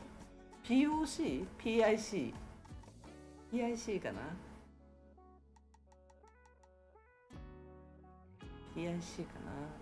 昔その昔の宮古のランチビュッフェとかも美味しかった。その頃の記憶はあるけど、あとは今回だから宮古行ったけど、ちょっと和食じゃないけど味は美味しいから、まあまあって感じ。あとは、やってるお店が想像がつかないんだけど、ランチを。これね、アメリカンメモリアルパークにこんなソーラーパネルが何個か立ってたんですよ、ぴょんぴょんって。どこに使ってんだろう。アメリカンメモリアルパークのあれが監視カメラなのかな、今のが。もしかしたら今の監視カメラだった。それが監視カメラがあんなソーラーパネルで動くの？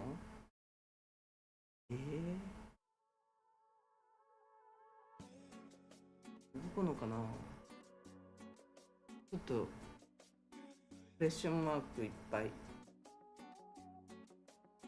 そんな感じでしたね、これはね。今日の動画はだからココナッツ亭が本当にクローズしてるのかどうなのかっていうのをちょっと言ったんですよ。ついこの間やってるよって聞いたばっかりで、昨日クローズしたよって聞いて、と思って、自分で言っておきながら人に聞いたことを昨日言っちゃったんだけど、ちょっとなんか辻褄が合わないんじゃないかなと思って、ちょっと今日確認にもう一回自分で行ってみた感じですね。そしたらフィリピン人の人に代わってもう一回やり始めたんだっていうことだったんで、そういうことかっていうのでちょっと納得して帰ってきました。こんな感じでしたね。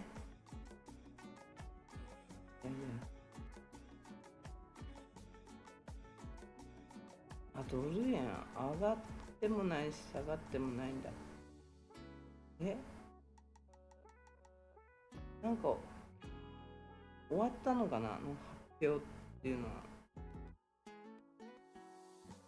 今日なんか4月30日であるはずですよね。ドル円急激に動くんじゃないかと思ってたんだけどね、ゴールデンウィーク前じゃないのか、もう入っちゃってるわけだよね。ゴールデンウィークに入ってるから、そういう時にガンって安くなるんじゃないかななんて思ったんだけど、円が高くなるんじゃないかなと思ってたんだけど、何も動いてないって感じでしたね。ランチのおすすめはわからないんだけど、和食はだから今金八さん、ココナッツ亭さん、海坊主さんってひまわりさんであるってことですよね。結構あるんだなっていう感じ。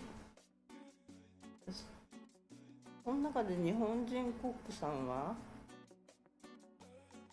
まっちゃんのとこだけか、海坊主さんだけかな。そういう状態ですね。あとはレストランってどこにあるの？大体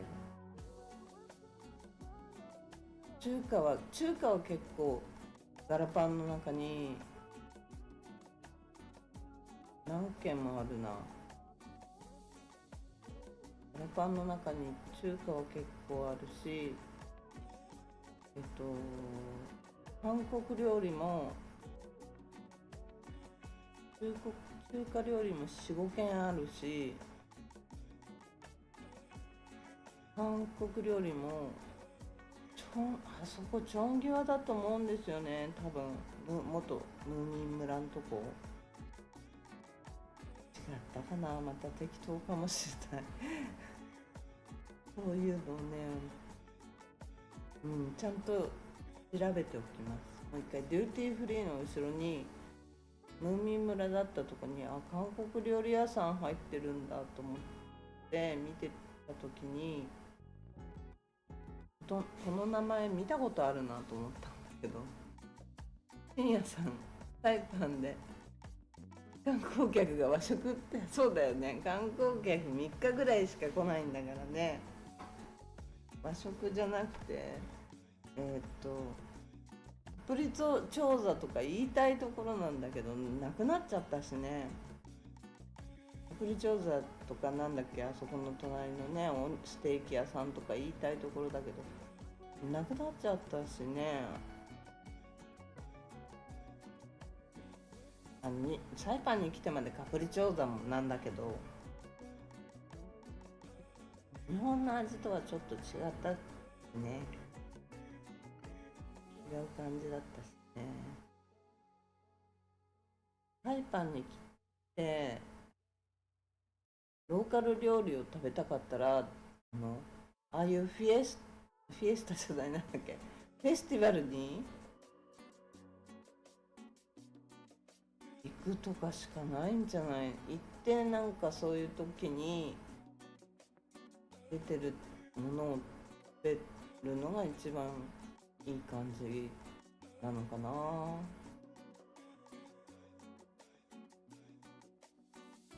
あとバーベキューとかローカル料理って言ったらバーベキューって言ってたんですよね。ローカルの人にローカル料理って何って聞いたらバーベキューって言ってたんで、バーベキューと赤いライスって言ってたから、赤いライスを食べれるとこってないかもしんないんだけど、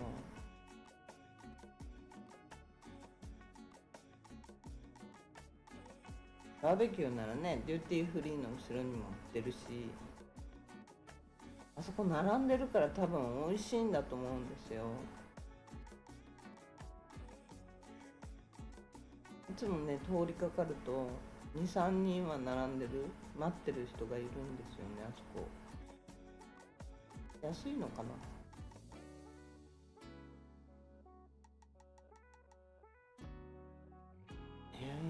今なんかこうステーキドーンっていうとこはカントリーハウスぐらいしかないし、あ、ここレストランもあるかもしれない。また適当なこと言ってる。ここレストランもやってるかもしれない。やってるところにまだ遭遇をしてないので、最近っていうかこうライブ配信をやり始めてからまだお店が開いてる時に遭遇してないんですよね。だからやってるかやってないか言えない。カントリーハウスはこの間やってたんでやってるって言えるけど、オープンって出てるのがまだ見てないんで言えない。観光客がやっぱりサイパン来てステーキドーンって食べれる、まあ、和食でも食べれるけどね、カントリーハウスでも食べれるし、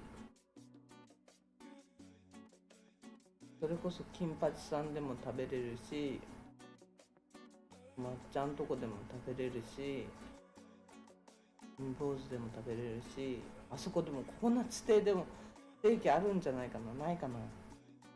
今日行った時はカツオかなんかをさばいてましたね。そうおろしてたココナッツ亭さん、カツオおろしてたか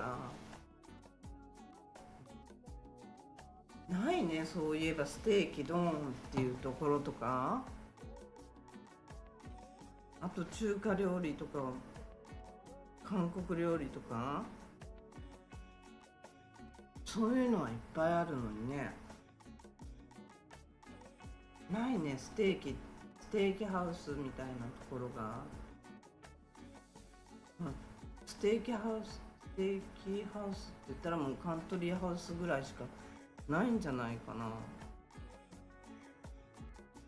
ここなんつあここレストランはまだ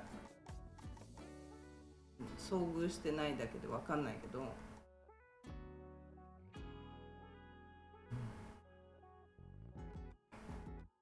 昔あったかって言われたらカプリチョーザとカプリチョーザの隣にあったところ、同じ系列の名前忘れちゃったけど、そこぐらいしか思いつかないし、あともっともっと昔で言ったらチャムロレストランぐらいしか思いつかないんだけど、現地のものっていうかサイパンらしいもの、アメリカらしいものっていうかなんだサイパンらしいものっていうの、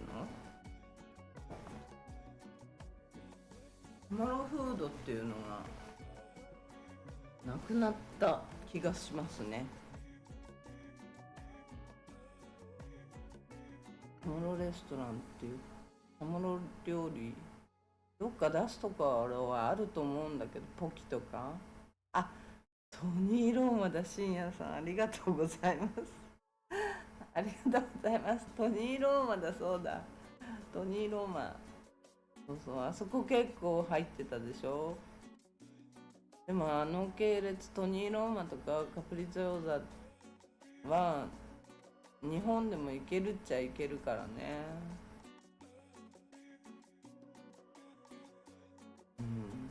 なくなっちゃったからもうどうにもならないんだけど、とにかくもうなくなっちゃってるものばっかりだから、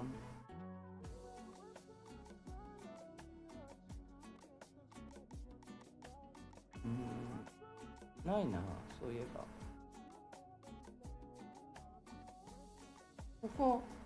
このところ、このビーチロード沿いにあるのもハンバーガー屋さんだもんね。ステーキ屋さんじゃないもんね。アメリカンハンバーグとかって書いてあったような気が。あんまりコロナ以前から外食ってほぼしないからな。引きこもってからずっと自炊してるし、ずーっと自炊。今日何食べたっけな。今日お刺身だ。刺身を食べて、今日は切るだけだったから簡単でした。そう、最近ほんと外食をしてないから。この間行ったのどこだっけな。この間お客さんと行ったのは将軍だ。韓国料理でしたね。その前に行ったのはもう和食、海坊主と都。いや、ほぼほぼ外食してないな。前は毎日外食だったんですけど、昔は毎日外食が当然のようだったんだけど、今は本当に自炊、毎日自炊してるから全く外で食べてないので、ま、本当に分かってないかもしんない。で深夜さんにそう聞かれてかなり困ってる。観光客にランチめちゃくちゃ困るね、そういうのね。おすすめランチ、ここもやってんのかな、中華のここな。あれ、店の名前書いてないね。書いてあった？今書いてないよね。書いてないね、お店の名前。深夜さん、今は池袋で本場中華屋はたくさんあるけど、昔のサイパン本当に中華屋美味しかった。美味しかったよね。池袋で本格中華が、本場の中華屋さんがたくさんあるんだ。だよね。なんか川口とかも、埼玉の川口とかもなんか中国村みたいになっちゃったっていう話を聞いたし、知り合いがやっぱあっちの方でわらびっていうところでお店をやってるんだけども、後ろの方はもう中国みたいだよって言ってたから、そうなんだと思って。なんか中国の人って結構どこでもパワーがあるから。で、そうそう、今日本の人でもサイパンで CW1 っていうビザがあって、それで働きに来るんだけど、それを会社からもちろん下ろしてもらってっていうか、会社で申請してもらって、そのビザで働きに来るんだけど、 EAD っていうビザが別にあって、で EAD っていうのは普通は子供がいて、サイパンに子供がいたりして、その子供が成人になってないけど、グリーンカードを申請する前の段階の EAD ビザっていうのになってて、5年間有効で、5年ずつ申請が更新できるんだけど、なぜかだからサイパンで子供産んでない人でも中国の人はそのビザを持ってるんだよね。なぜかわからないけど、でそのビザって何なんだろうなと、なんでどういう資格で取れるのかなって見てみたら、学生さんが学生の後に申請するか、あと亡命の時に申請したりするらしいんだけど、自分の国に帰ることがやばいからっていう申請のビザが EAD っていうもので、子供がサイパンで生まれてる人はみんな普通にそれを取れたりするんだけど、グリーンカード申請前に。中国の人は子供がいなくてもそれを持ってたりする人がいっぱいいて、だからパワフルだなって、どうやって取ったんだろうって調べても分かんないもんね。なんかどっからそのビザは取ったんですかっていう、亡命とか出てくるんだよね。亡命、アメリカに私は国に帰れないからとか、例えばその国に、フィリピンなんかで台風とか、自分の地域が台風とかなんかでダメになっちゃったとかって言った時に、そういうお触れが出て、今帰ってこなくてもいいからそういう亡命しなさい、亡命じゃないけどアメリカに行ってそのビザをもらいなさいみたいなお触れが出たり、アメリカがその地域はそういう地域ですって認定しないとダメなんだけど、もうこの時期だからアメリカが中国がそういうところだから助けてあげなさいっていうわけがないからね。今関税戦争をやってるぐらいなんだからバチバチの状態のところでそういうのはありえないし、なんで持ってんのかなってすごい不思議なんだよね。学生だったのって聞いたら違うって言ってたから、それでもないのに取れてるんだと思って、頭いいんだろうなって感じ。日本人の人ってダメならダメなんだっていう感じで終わっちゃうと思うんだけど、昔ねサイパンだけのビザっていう時があったんだけど、その時は意外とコネとかアンダーマネーとかそういうものでいろいろできたと思うんだけど、今でもそういうのが通用するのかなってちょっと思った。アメリカのビザ制度の事務所もできてるんだけど、それでもそういうのがやっぱこの島ならではのアンダーマネーが通用してるのかもしれないなっていうのがある。その EAD ビザっていうのはサイパンの中で誰のもとでもなく働けるから、サイパンの中でのグリーンカードっていう感じ。昔その昔まだ、お店やってる頃に何ビザ持ってんのとかって友達とか知り合いとかに聞くと、私は EAD とかって言って、何それっていうことがあったんだけど、その時本人たちもよくわかんないけどこれが来たんだっていう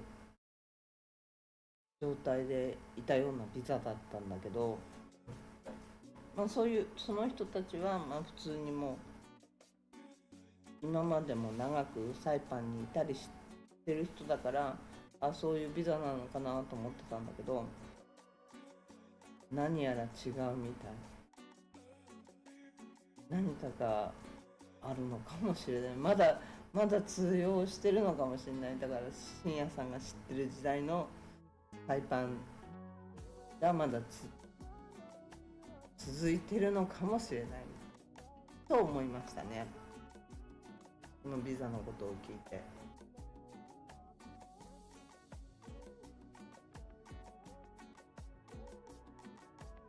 サイパンはだから働きやすい、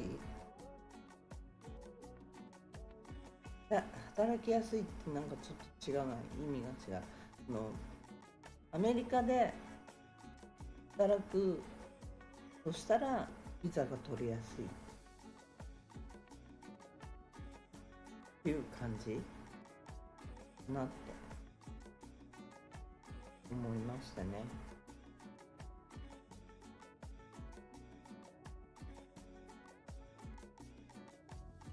そういうビザがあるんだなって。なるさん、誰でも働けるの？誰でも働けると思いますよ。自分がもし働きたいなと思って応募してOK が出れば、その会社と OK が出れば、もちろん誰でも普通に働ける。ビザが下りればの話だけど、ビザが下りないと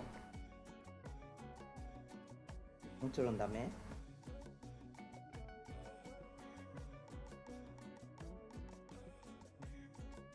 ビザが下りるか下りないかは本当はアメリカが決めることなんだけど、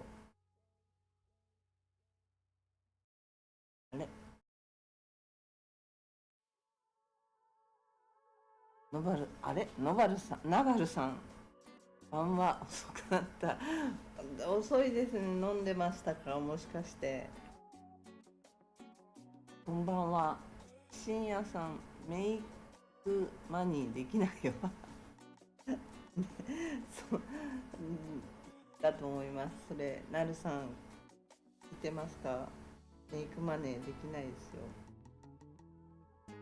サイパンでは。今こんな観光客がいないって必死な状態な時に、もうどんどんだからスタッフをどんどん切ってるところの方が多いから、やっぱり難しいよね。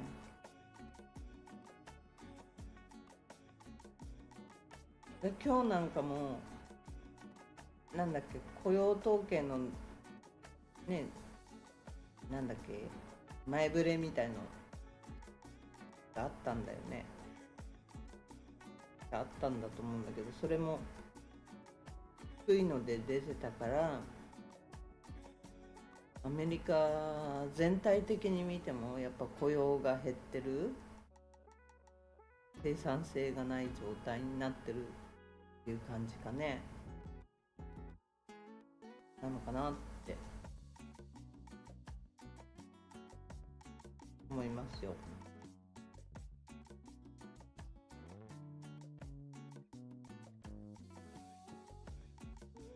なるさん、募集してるのかな？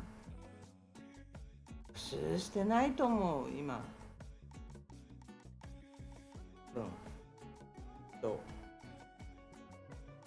わかんないけど、確かなことは言えないけど、募集してる企業は少ないと思うな、多分。だって無理だよね、こんなこんなゴールデンウィークでこんだけ人がいないんだよ。ゴールデンウィークの夕方、もう夜のレストランが開く時間帯に誰もいない。これびっくりな奇妙な時間でしょ。なんかこんなの見たの、こんなゴールデンウィークね、多分私の中では初めて見る感じ。だから今年のお花火もそうだったけど、あんなのあんな花火の上がらないサイパン見たことなかったから、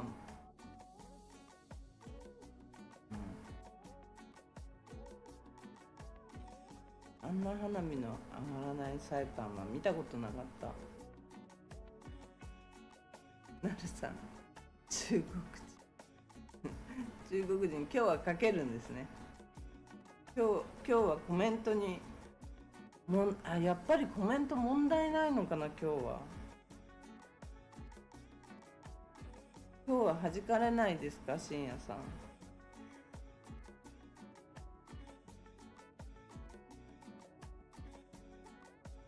今日は中国人弾かれてないみたいですね。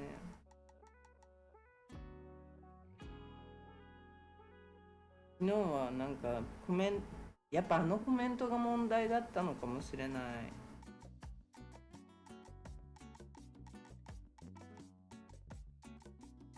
あのコメント2つを消したから、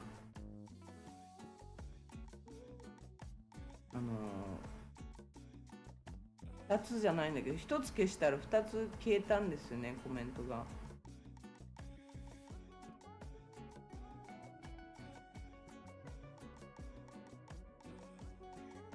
だからなんか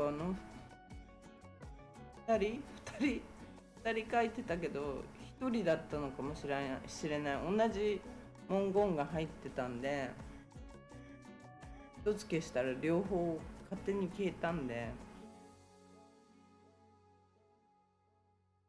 今日は問題なくコメントが書けるみたいでよかったです。あのコメントがやっぱり問題だったのかもしれないなって今思いますね。普段からアクセス数が少ないのにガクッと昨日とかあのコメントが来てから結構止まってたんですよ。でコメントじゃない、アクセスが止まってたっていう感じで、コメントが昨日も弾かれてるって皆さんが言ってたから、昨日あの問題と思えるコメントは消してみたんですけどね。そんな感じです。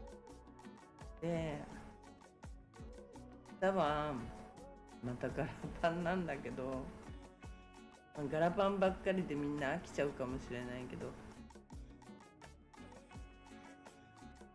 ね、ガラパンなんだけどまたちょっと違うガラパンをお送りしたいかなと思っていますんで、今日もね皆さんお付き合いありがとうございます。そろそろ1時、日本は12時なんだね。日本は12時だよね。やっぱ1時ですね。だからもう5月1日なんだ。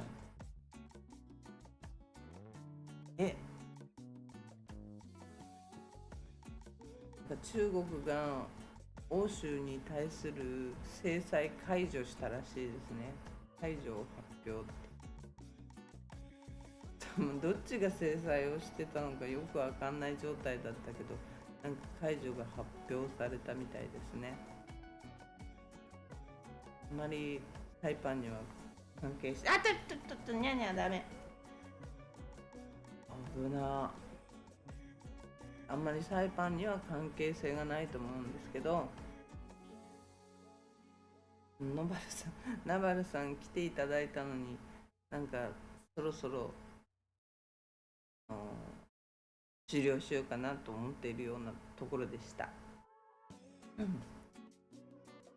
いう感じで今日はね、ガラパンのココナッツ亭の真相を本当のところを聞きに行ってきました。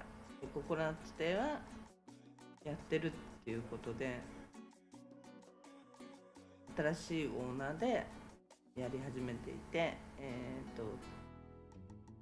ゴールデンウィークがこんなに人が歩いていないこの時間、夕方のもう5時半ぐらい、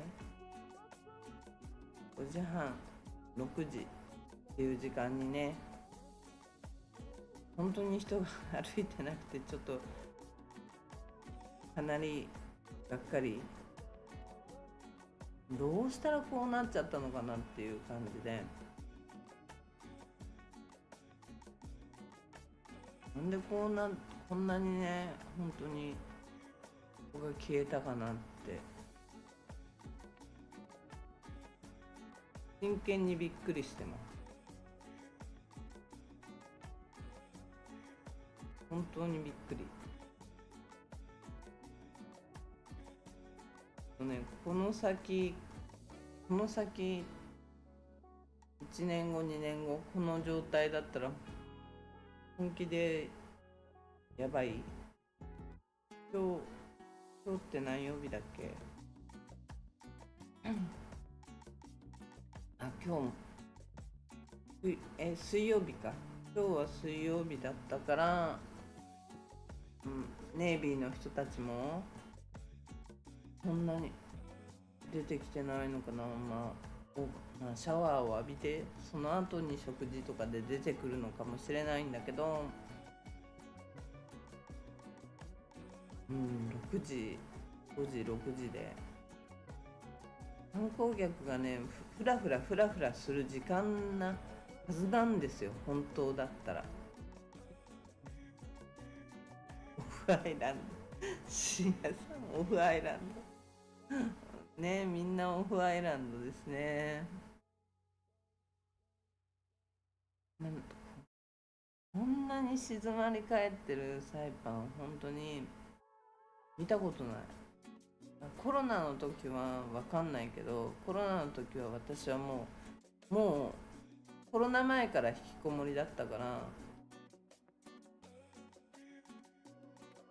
コロナ以前から引きこもっていたから分かんないんですけど、本当にみんなオフアイランドこれって感じでね、サイパンに忘れられた島だよね、これ本当に。グアムはね、やっぱそれなりに人が来てるみたいなんで、それなりに忙しいらしいんですよ。これ本気でやばいんじゃないのって思えるような、本当にね、この時期でもビーチ独り占めできるよね。ビーチも公園も独り占めできて、静かに読書ができるって感じ。こういう状態を、パンデミックでもないのにこういう状態を見るのはちょっと初めてなので、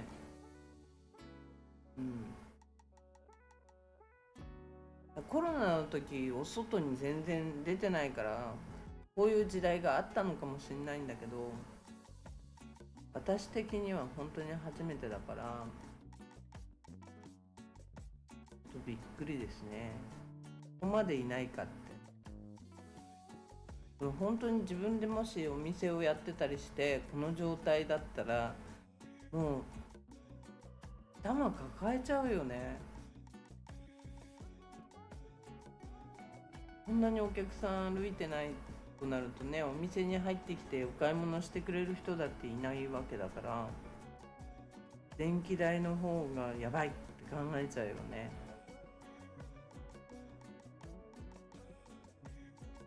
これはね、本当にね、今お店やってる人は本当に大変なことだと思うから、政府が政府が今やってる人たちに電気の供給ぐらいしてあげてほしいよね。なんかね、大変だと思うよ、本当に。こんだけいないと毎日のようにね、来てる儲かってるところもあるから、どう言ったらいいのかね、こういうのってね。まあ、力があるところが今残ってるんだと思うんだけど、大体が。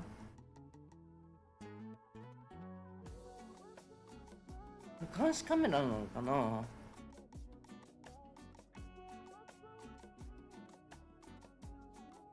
監視カメラっぽいよね。映像で自分の目で見た時はなんかこれソーラーパネル、ただのソーラーパネルなんだなと思って、こんなとこにあるんだと思ったんだけど、映像で見るとなんか監視カメラに見えるよね。キャピタルヒルのあそこで見てるやつかな、多分。キャピタルヒルの1個の小屋にめちゃくちゃモニターがあって、もう全部モニターになってる部屋があるんですよ。すごい監視室みたいになってて、で、まあ、もうとにかくモニターがバババババババってあるから、あれ監視してんのかなって。まあ、でもそこにその時は1人2人1人かなんか2人しかいなかったから、本当に見てんのかなっていう疑惑もあるけど、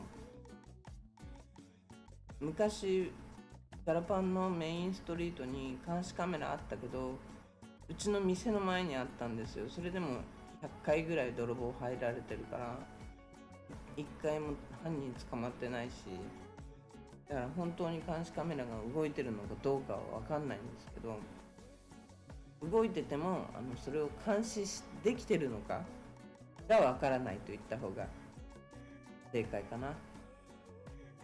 監視カメラが動いていたとしても、本当に監視をできてるのかは不明。できていないとも言えないし、できているとも言えないし、不明です。そんな感じですよ。ナバルさん来てもらったのになんか伸びない。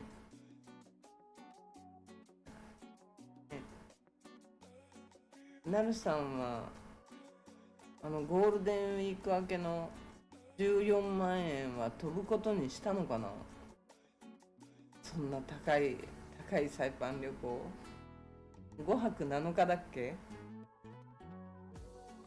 5泊7日の意味がちょっとね、昨日解明してくださってたけど、グアム経由なのかな。なるさんが東京の人じゃないのかもしれないけど、もしかしたらこんな感じで、また明日の予定は何そのカレンダーは何。17日って何。明日の予定17日って何だ。明日1日でしょ。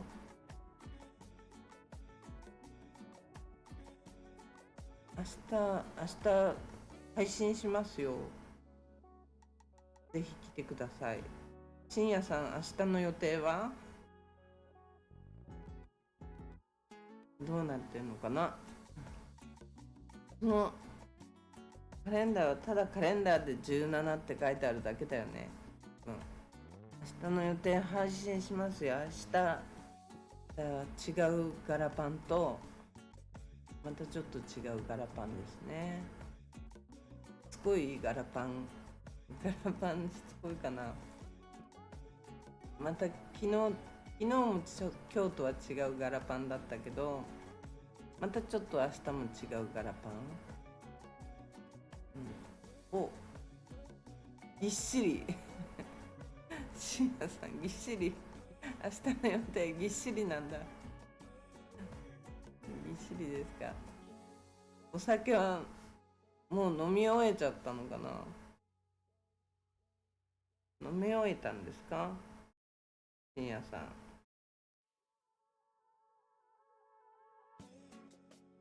もうナバルさんは、飲んで帰ってきたのかな。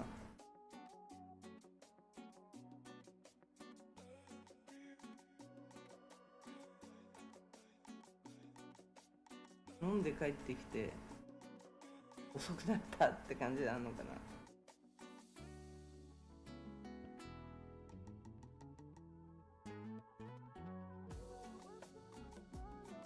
なるさんは飲み始めた今から12時から飲み始めたってこと？ 12 時で飲み始めたのかな。誰かと飲み始めたの？誰かと飲み始めたってことかな。誰かと飲み始めに外に出始めたってことかな。飲まないと死ぬ。深夜さん飲まないと死ぬ。宴会始まってるの。なるさん光私未来光私手ぶらなんだけどね。手ぶらなんだけどね。ちょ飲まないと死ぬって笑えるんだけど飲んじゃうんだね。あんまりね、あんまりお酒とタバコどっちやめられますかって言ったら、タバコもやめなきゃいけないんだけど、お酒はすぐやめれますね、いつでも。でもただお酒って飲み始めちゃうとちょっと雰囲気とあれで飲み始めちゃうともうずっと飲みたくなっちゃうんだよね。なんかね、その日毎日とかじゃなくて、その日その飲んだ時調子が良かったりするとずっと飲みたくなっちゃいません？酔ってる光さんみたい酔ってる光さんみたい酔ってる光さんみたいどっちだ？酔ってる光さんみたい酔ってる光さんみたい。酔ってても変わんないんですよ、私。酔ってても変わんないけど寝ちゃう。もうね、ちょっと眠くなっちゃう。飲み始めると、寝るか吐くかどっちかかな。寝るか吐くかのもうこう元気よくてこういい時はこうガーッとまだ飲みたいなってなっちゃうんだけど、それがいきなり止まると寝るか吐くかが始まるんですよ、どっちかが。もう今まで今日飲んだもの全部吐いちゃうみたいな感じ。ごめんなさいね飲んでる人たちを目の前にして。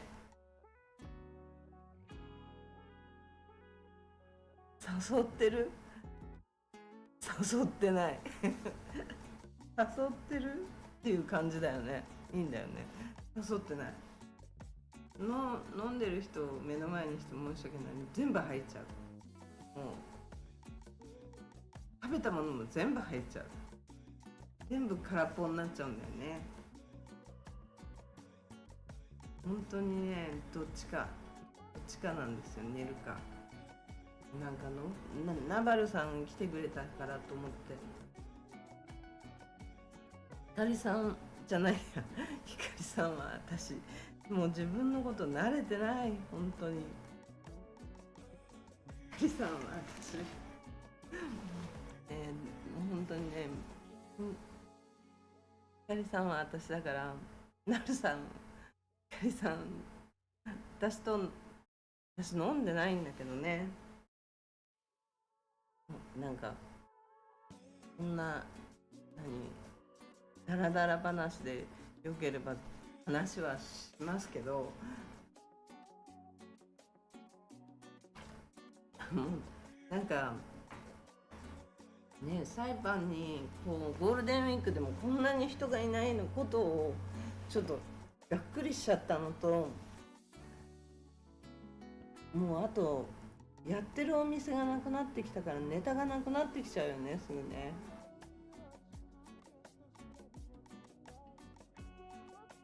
お散歩ロケだからね、これね、お散歩。最近歩かなく歩かないであの楽な方法を見つけちゃったけど、でもね、フラフラってやっぱりね、オールドマンシーこの辺はやっぱり一人で行っちゃいけないって怒られたから、中国の人に一人で行かない方がいいんだよ、やっぱりね。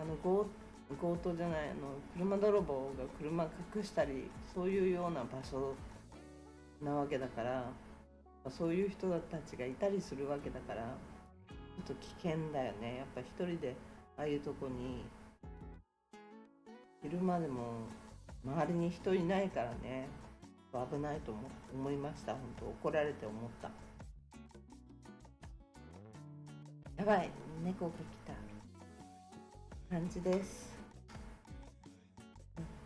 為替は動いたの？4月30日動いてね。同じとこにいる。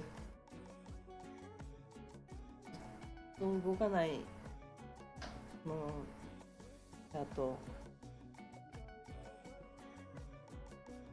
ね、ゴールデンウィークだからね、ドルが安くなってみんながお食事とかね食べやすい値段になってくれるといいんだけどね。5月1日ぐらい、今日が水曜日で、明日ぐらいから本格的にゴールデンウィークなのかな。だとしたら明日ぐらいから観光客が来るっていうことかな、もしかしたら。金土日月とか、そうでもない、そうでもないのかな。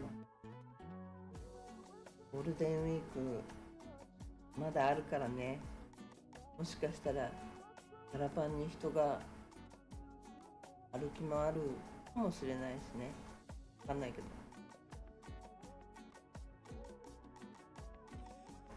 そんな感じです。深夜さんの飲み終わりました？飲み終わったかな。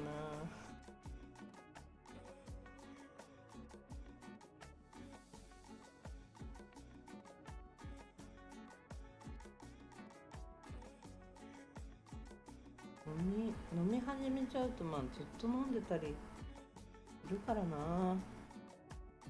私なんかはほんと飲み始めちゃうともう一軒行こうってことになっちゃったりするんだけどね。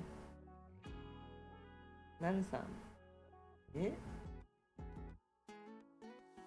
始まったばっかりで、え始まったばっかりでって始まったばっかりですって深夜さん、まだまだまだまだまだまだ飲むんですね。深夜さんも配信始まった時に結構飲んでるって言ってませんでしたっけ？結構飲んでるよ、辛口で行くかもしれないとかって言ってたのに、全然辛口じゃなくてよかったみたいな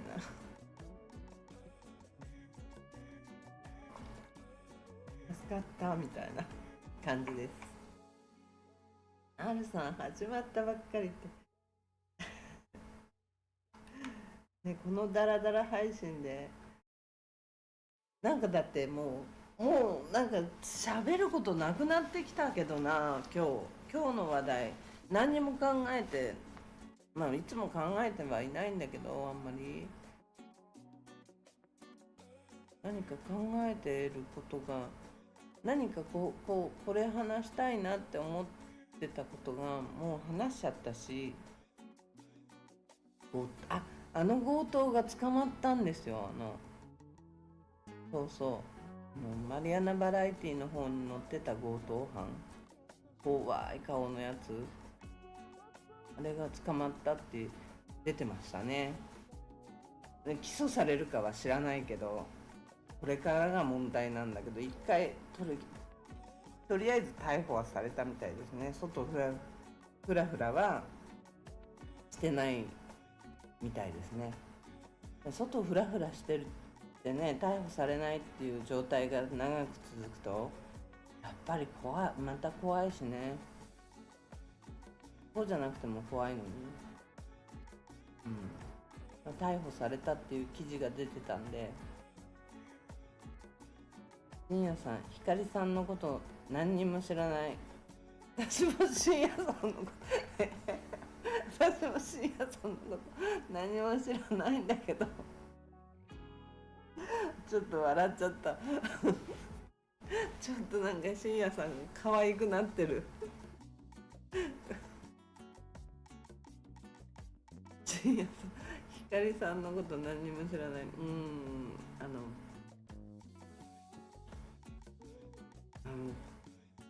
何にもなんて説明し、こうダラダラ喋るっていうぐらいですよね。なんか言えることがないよね。説明できるようなことが何もない、自慢できるようなことも何もないし、これ私はこうですみたいなことが何もないので、うつ病だった PTSD トラウマそんなくらいそのぐらいは知ってるじゃない。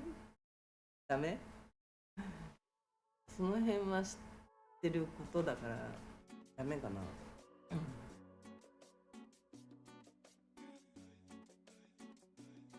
深夜さん全部さらけ出して、いやもう過去のことね話し始めたらね止まらない、止まらなくなりますもんね。こうやってライブ配信をやり始めたのはやっぱり泣き寝入りをしない人生を送ってやろうと思って始めたんですけど、全然爆発していないんですけど、全然ね登録者もほぼ増えてないし、どうやったらバズるのかよくわかんないんだけど、バズったのは猫の動画ぐらいだって、バズったうち入んないんだけど、猫ちゃんの動画ぐらいでね、ライブ配信してから別にガーって増えたこともないのであれなんだけど、泣き寝入りをするのが嫌だから、こうライブでもうありのままのサイパンをずっと話していこうと思って始めたのね。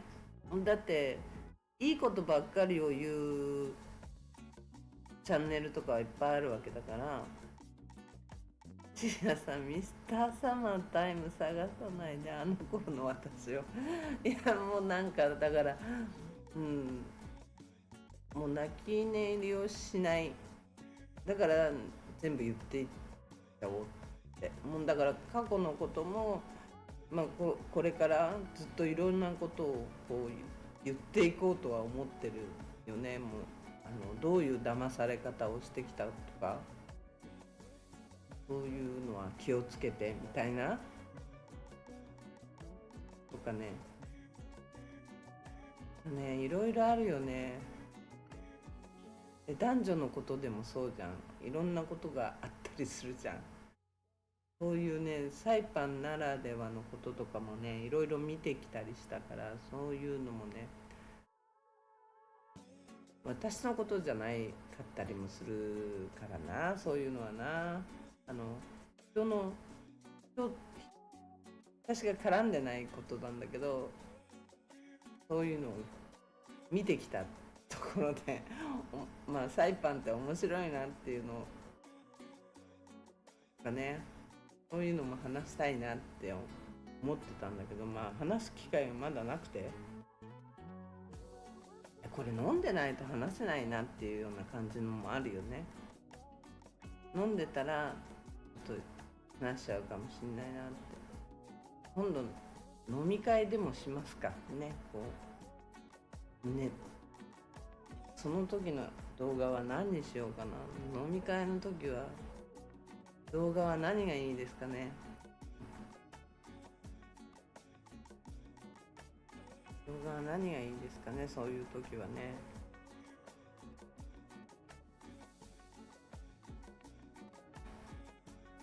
何がいいかね。やっぱ夕日とかですかね。海でしょ。海海海って海、いや、海と夕日って感じかな。海海と夕日かな。海と夕日ならね、かろうじて撮れますね。海と夕日ならうちのテラスからでも撮れるから大丈夫。ルさん、それ無理。水中無理。深夜さん、観光地なんて、歓楽街はなんて欲望が渦巻いてますからね。まあまあそりゃそうですけどね。海でしょ。欲望の街じゃなくなってるって今。欲望がありそうな人も全然歩いてないって。前はだってね、昔ほんとちょっと前まではガラパン前に歩くの、男の子たちだったらもうガラパン一本前に歩くのに大変な思いしてたのに、今普通に歩ける。普通に。深夜さん、ボトル一本開けるまでやめれません。それ何のボトルか気になるよね。焼酎なのかウイスキーなのかワインなのか。ワインだったらなんか一人でボトル1本って飽きそうだけど、ウイスキーは長いでしょ。ウイスキーはかなり長く時間かかるでしょ。焼酎も早いかな。そんな早くないな、焼酎も。今日は深夜さん元気ですよね。飲んでいて飲んでいたのに、もう配信の初めぐらいに飲んでいたのに、まだ飲んでるという。元気だな。めちゃくちゃ元気。なるさんもなんかエンジンかかっちゃったみたいです。どうしたのって感じなんだけど、今日なるさん大丈夫？大丈夫かな。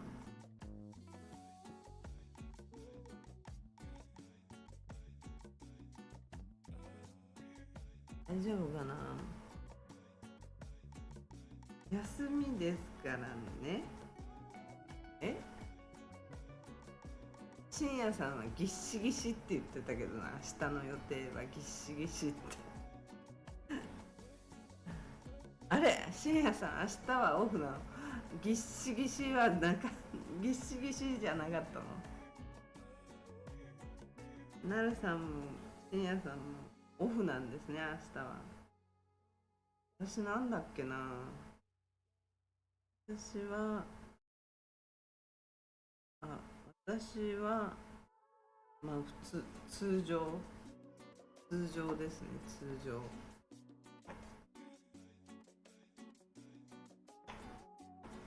通常っていう感じですね。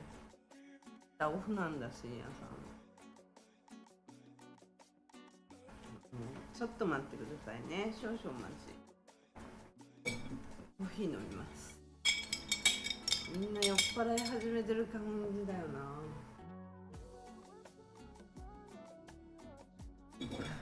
ちょっと待っててね、ちょっとプライベートはぎっしりなんだ。深夜さんプライベートがぎっしりなのね。ちょっと待っててね、少々お待ちください。これつらして少々お待ちを。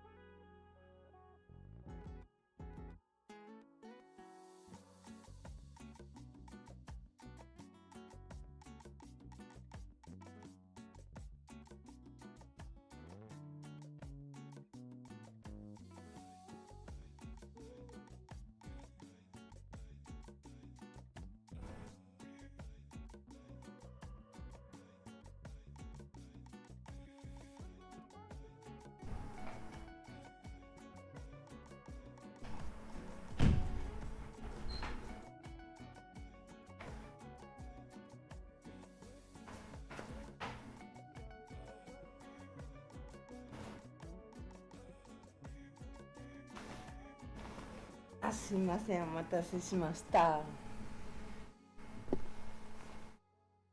プライベートはぎっしりなんですね、深夜さんね。なるほど。仕事はみんなオフで。なるさんは珍しいですよね、なんか。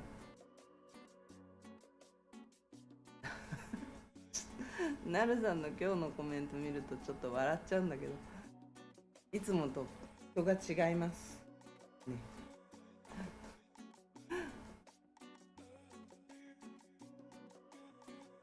ちょっと違う感じがするんですけど、違います？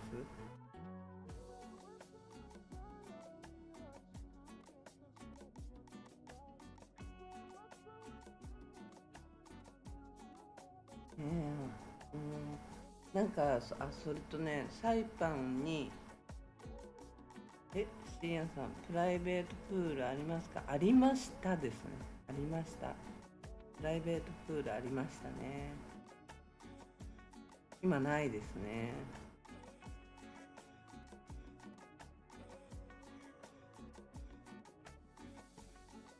ね、プールって管理が大変だから、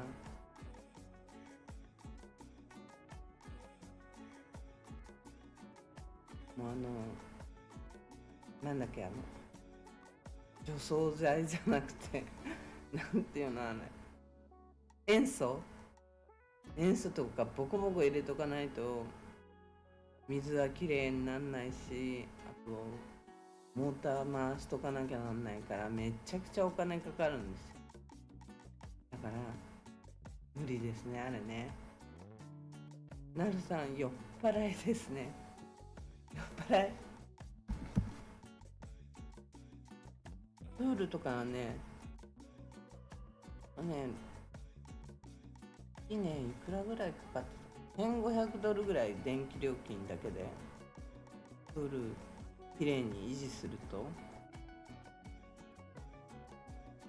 ボンって上がりますね、ほんと電気料金が。今だってめちゃくちゃ高い。もうちょっとびっくりするんだけど、毎日エアコンつけると、これお店だとどうなっちゃうのって思うんだけど、個人の家で1日7ドルくらいかかっちゃうんですよ。7ドル25とか出てたかな。個人の家でこんなかかるっていうことは、お店だったらもっとかかるわけだから、みんないくら払ってんのって思うんだけど、それこそね、デューティーフリーなんかあんなバンバン電気つけてたら、いくら電気料金かかってんのかなって思うよね。多分、2万5、6千ドルは楽にいってるのに、もっとかな、2万ドルぐらいいってんのかなに。ほんとやばい、こんな高い。だね。前は、一昨年とか先一昨年とかは窓開けたりして夜寝てたりしてたのね。風が結構入るから。おっかなくてそんなこと今できないから、もう全部鍵閉まってるし、なんなら罠までかけてるからトラップぐらいかけてあるから、もう絶対ね、窓なんて開けれるわけがないから。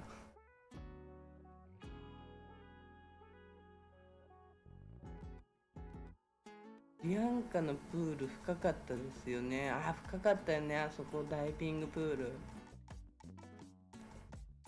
よく知ってますね。なるさん、罠って罠そう。もうね、だから、窓開けらんないから、本当に電気はかさみますよね。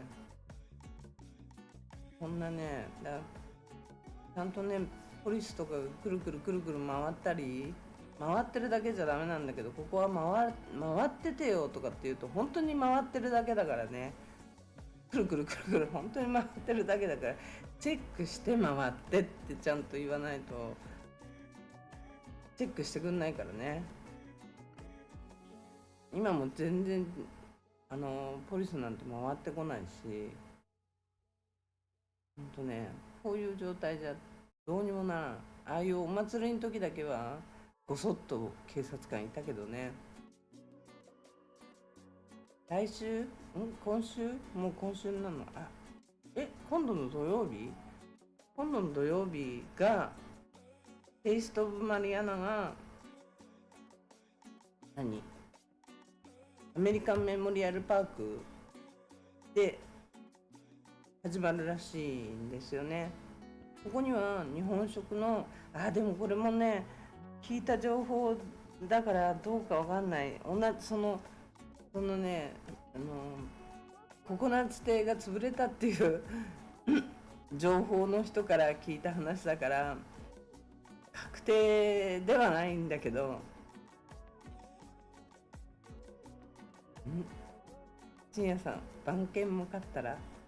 番犬ね、前はピットブルがいたんですよ。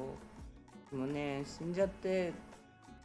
ちゃんと私が病院とかもちゃんと連れて行けるようなお金に余裕がないと、犬とか猫とか動物は飼っちゃいけないんだと思ってて、もう絶対飼わないと思ったんですよね。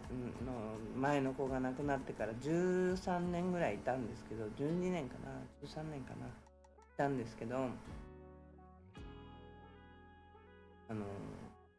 で猫が落ちてきたんで、今の猫で私は飼っちゃいけないんだと思って、猫の施設に、保護施設に連れてったんですけど、保護施設の人が「にゃにゃ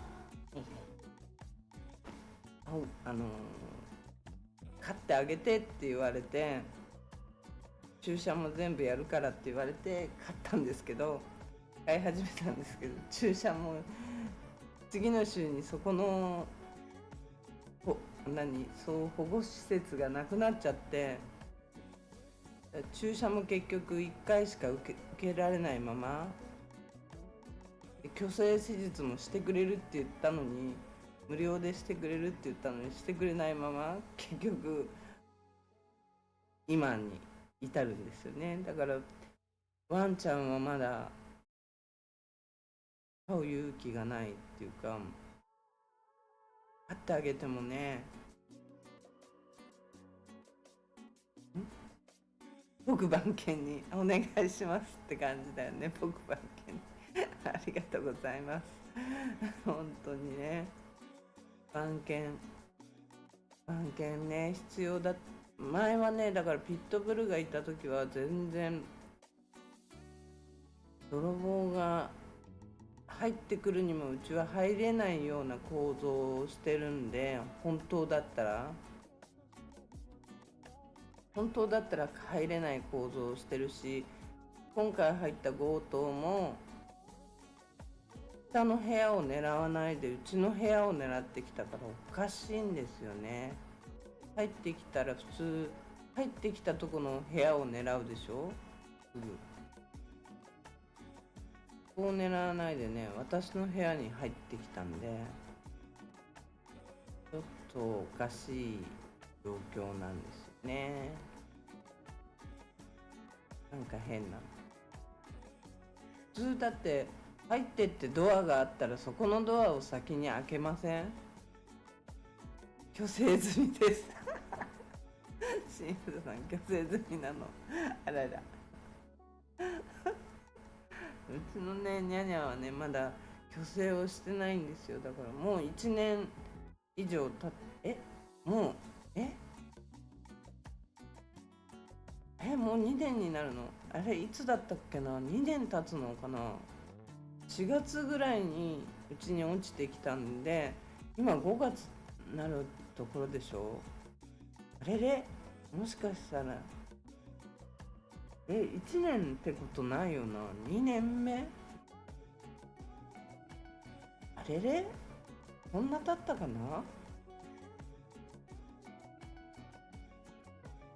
2年1年ってことないと思われるんですけど、4月に来たような覚えがあるんですよね。後で見てみよう。 YouTube その日に配信してるはずだからいやまあ犬しか飼ったことなかったんで、猫はちょっとどうやって飼っていいのかもどうやって対処していいのかもよく分かんなかったんだけど、まあ、いたらほんと可愛いですよね。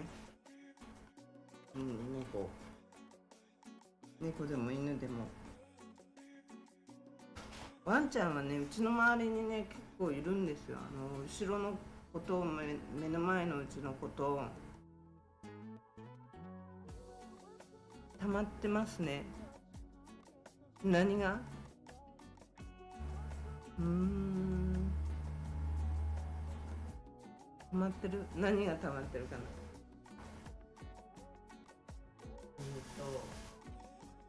猫ちゃんワンちゃんはうちの後ろにもフラフラする子がいて、でうちの向かいのお家にもちょっと人が歩くとワーワーワーンって吠えて追っかけていくような子たちがいるんですよ。だその子たちで結構ね人が歩いてるっていうのが分かったりしますね。人が歩くわけないのに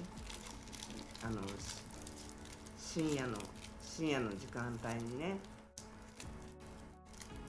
で人が歩いてワワーンって言うから外見ると本当に人いますもんね。人が歩いてたりするんで、普通の人がね3時4時にあまり歩かないと思うんで、こんなとこ4時半ぐらいがね強盗の時間なんですよ。4時半とか5時。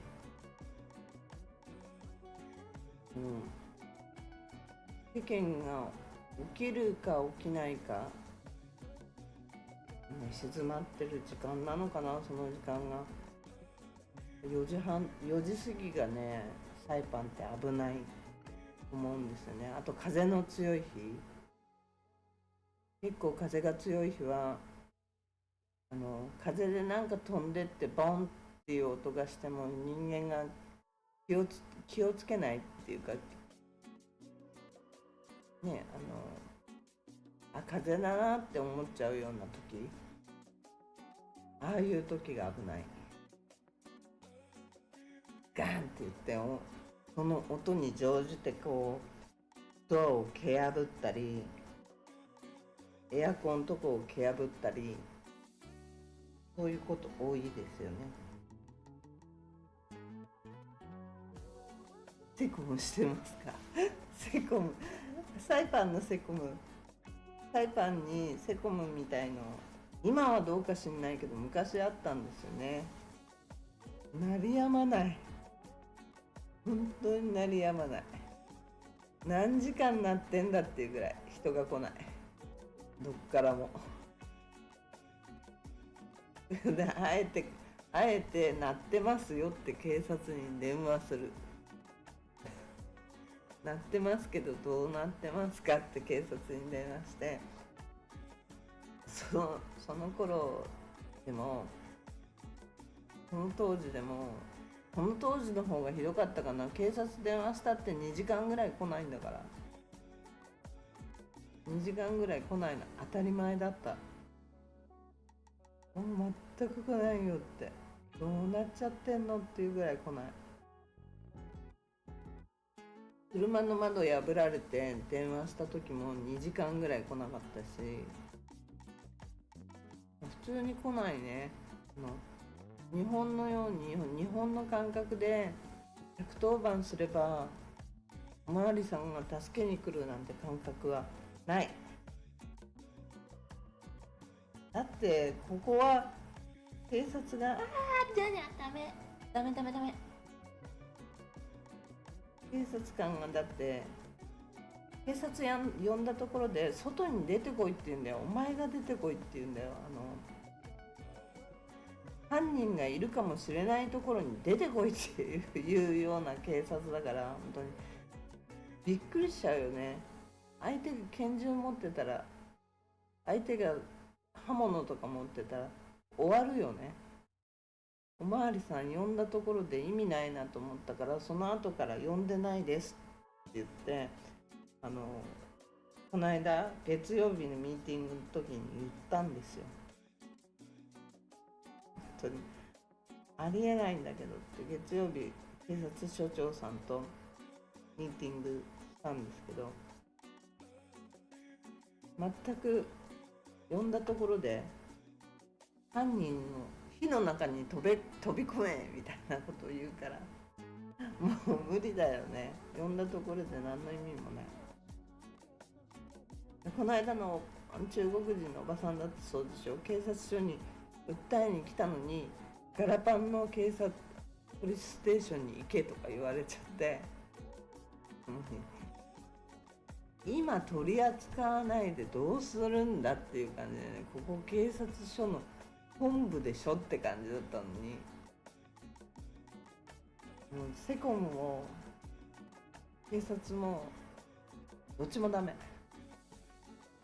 昔だからセコムみたいな、セコムではないけど、サイパンはセコムみたいなのがあったけど、だ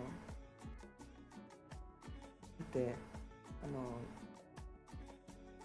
そういうガードマンを雇っててもやっぱり自分の命の方が大切だから、泥棒来たって逃げちゃうんだよ。それを捕まえに行こうとはしないよね。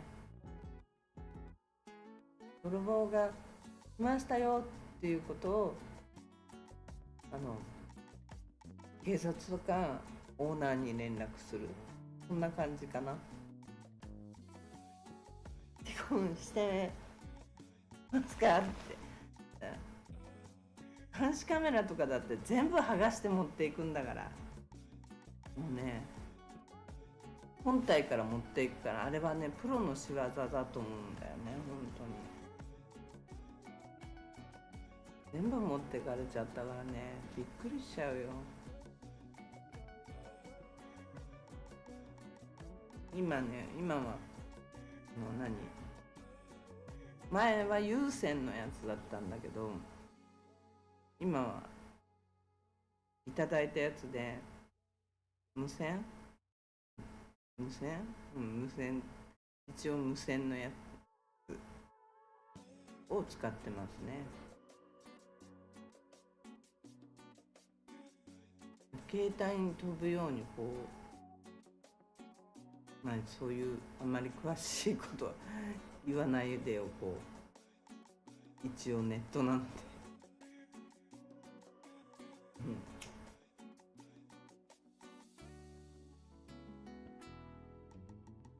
もしかしてナバルさんは寝た？ナルさんは寝た？ナルさん寝たかな？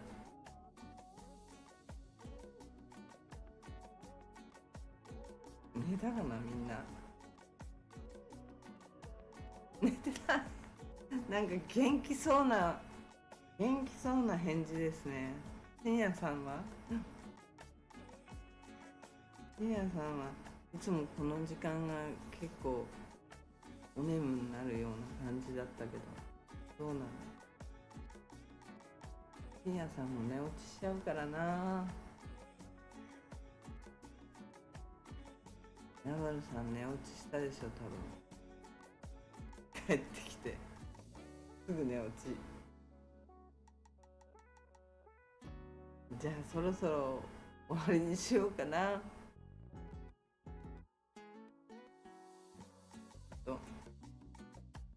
よかったらそろそろ終わりにします。なんだっけ、開け方とオープニングと締め方がわからない、いまだに。今日で多分39回目ぐらい、38回目39回目ぐらいのライブになるけど、いまだにオープニングの「こんばんは」の後なんて言っていいのかわかんないし、締める時のどう締めていいのかがわからない。なんか不得意ですね、まだね。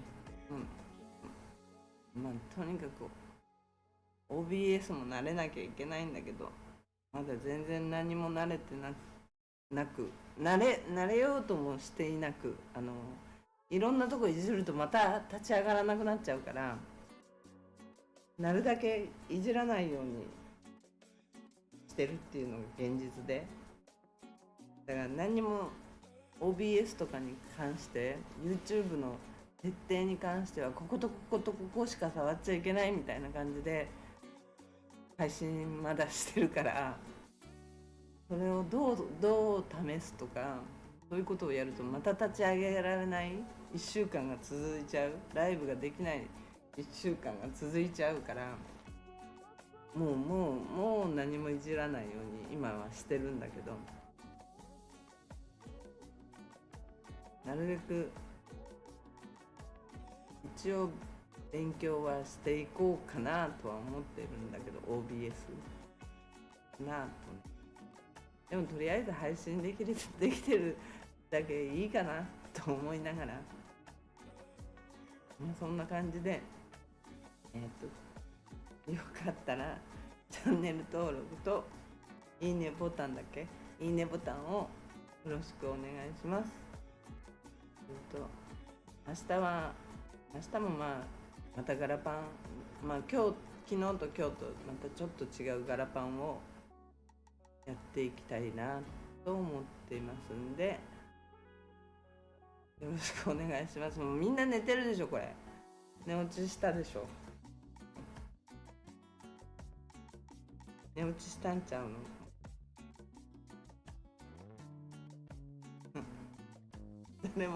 誰も何にも言ってくれない。何にも言ってくれなくなった。終わったらよろしいようで。親とがよろしいようです。ハロー YouTube。ハロー YouTube ってヒカキンさんですよね、それね。ナダルさん寝てないって言って出てきた。そういう感じでお後がよろしいようで、またね、明日配信したいと思います。いいねボタンとチャンネル登録よろしくお願いいたします。では失礼します。おやすみなさい。終了。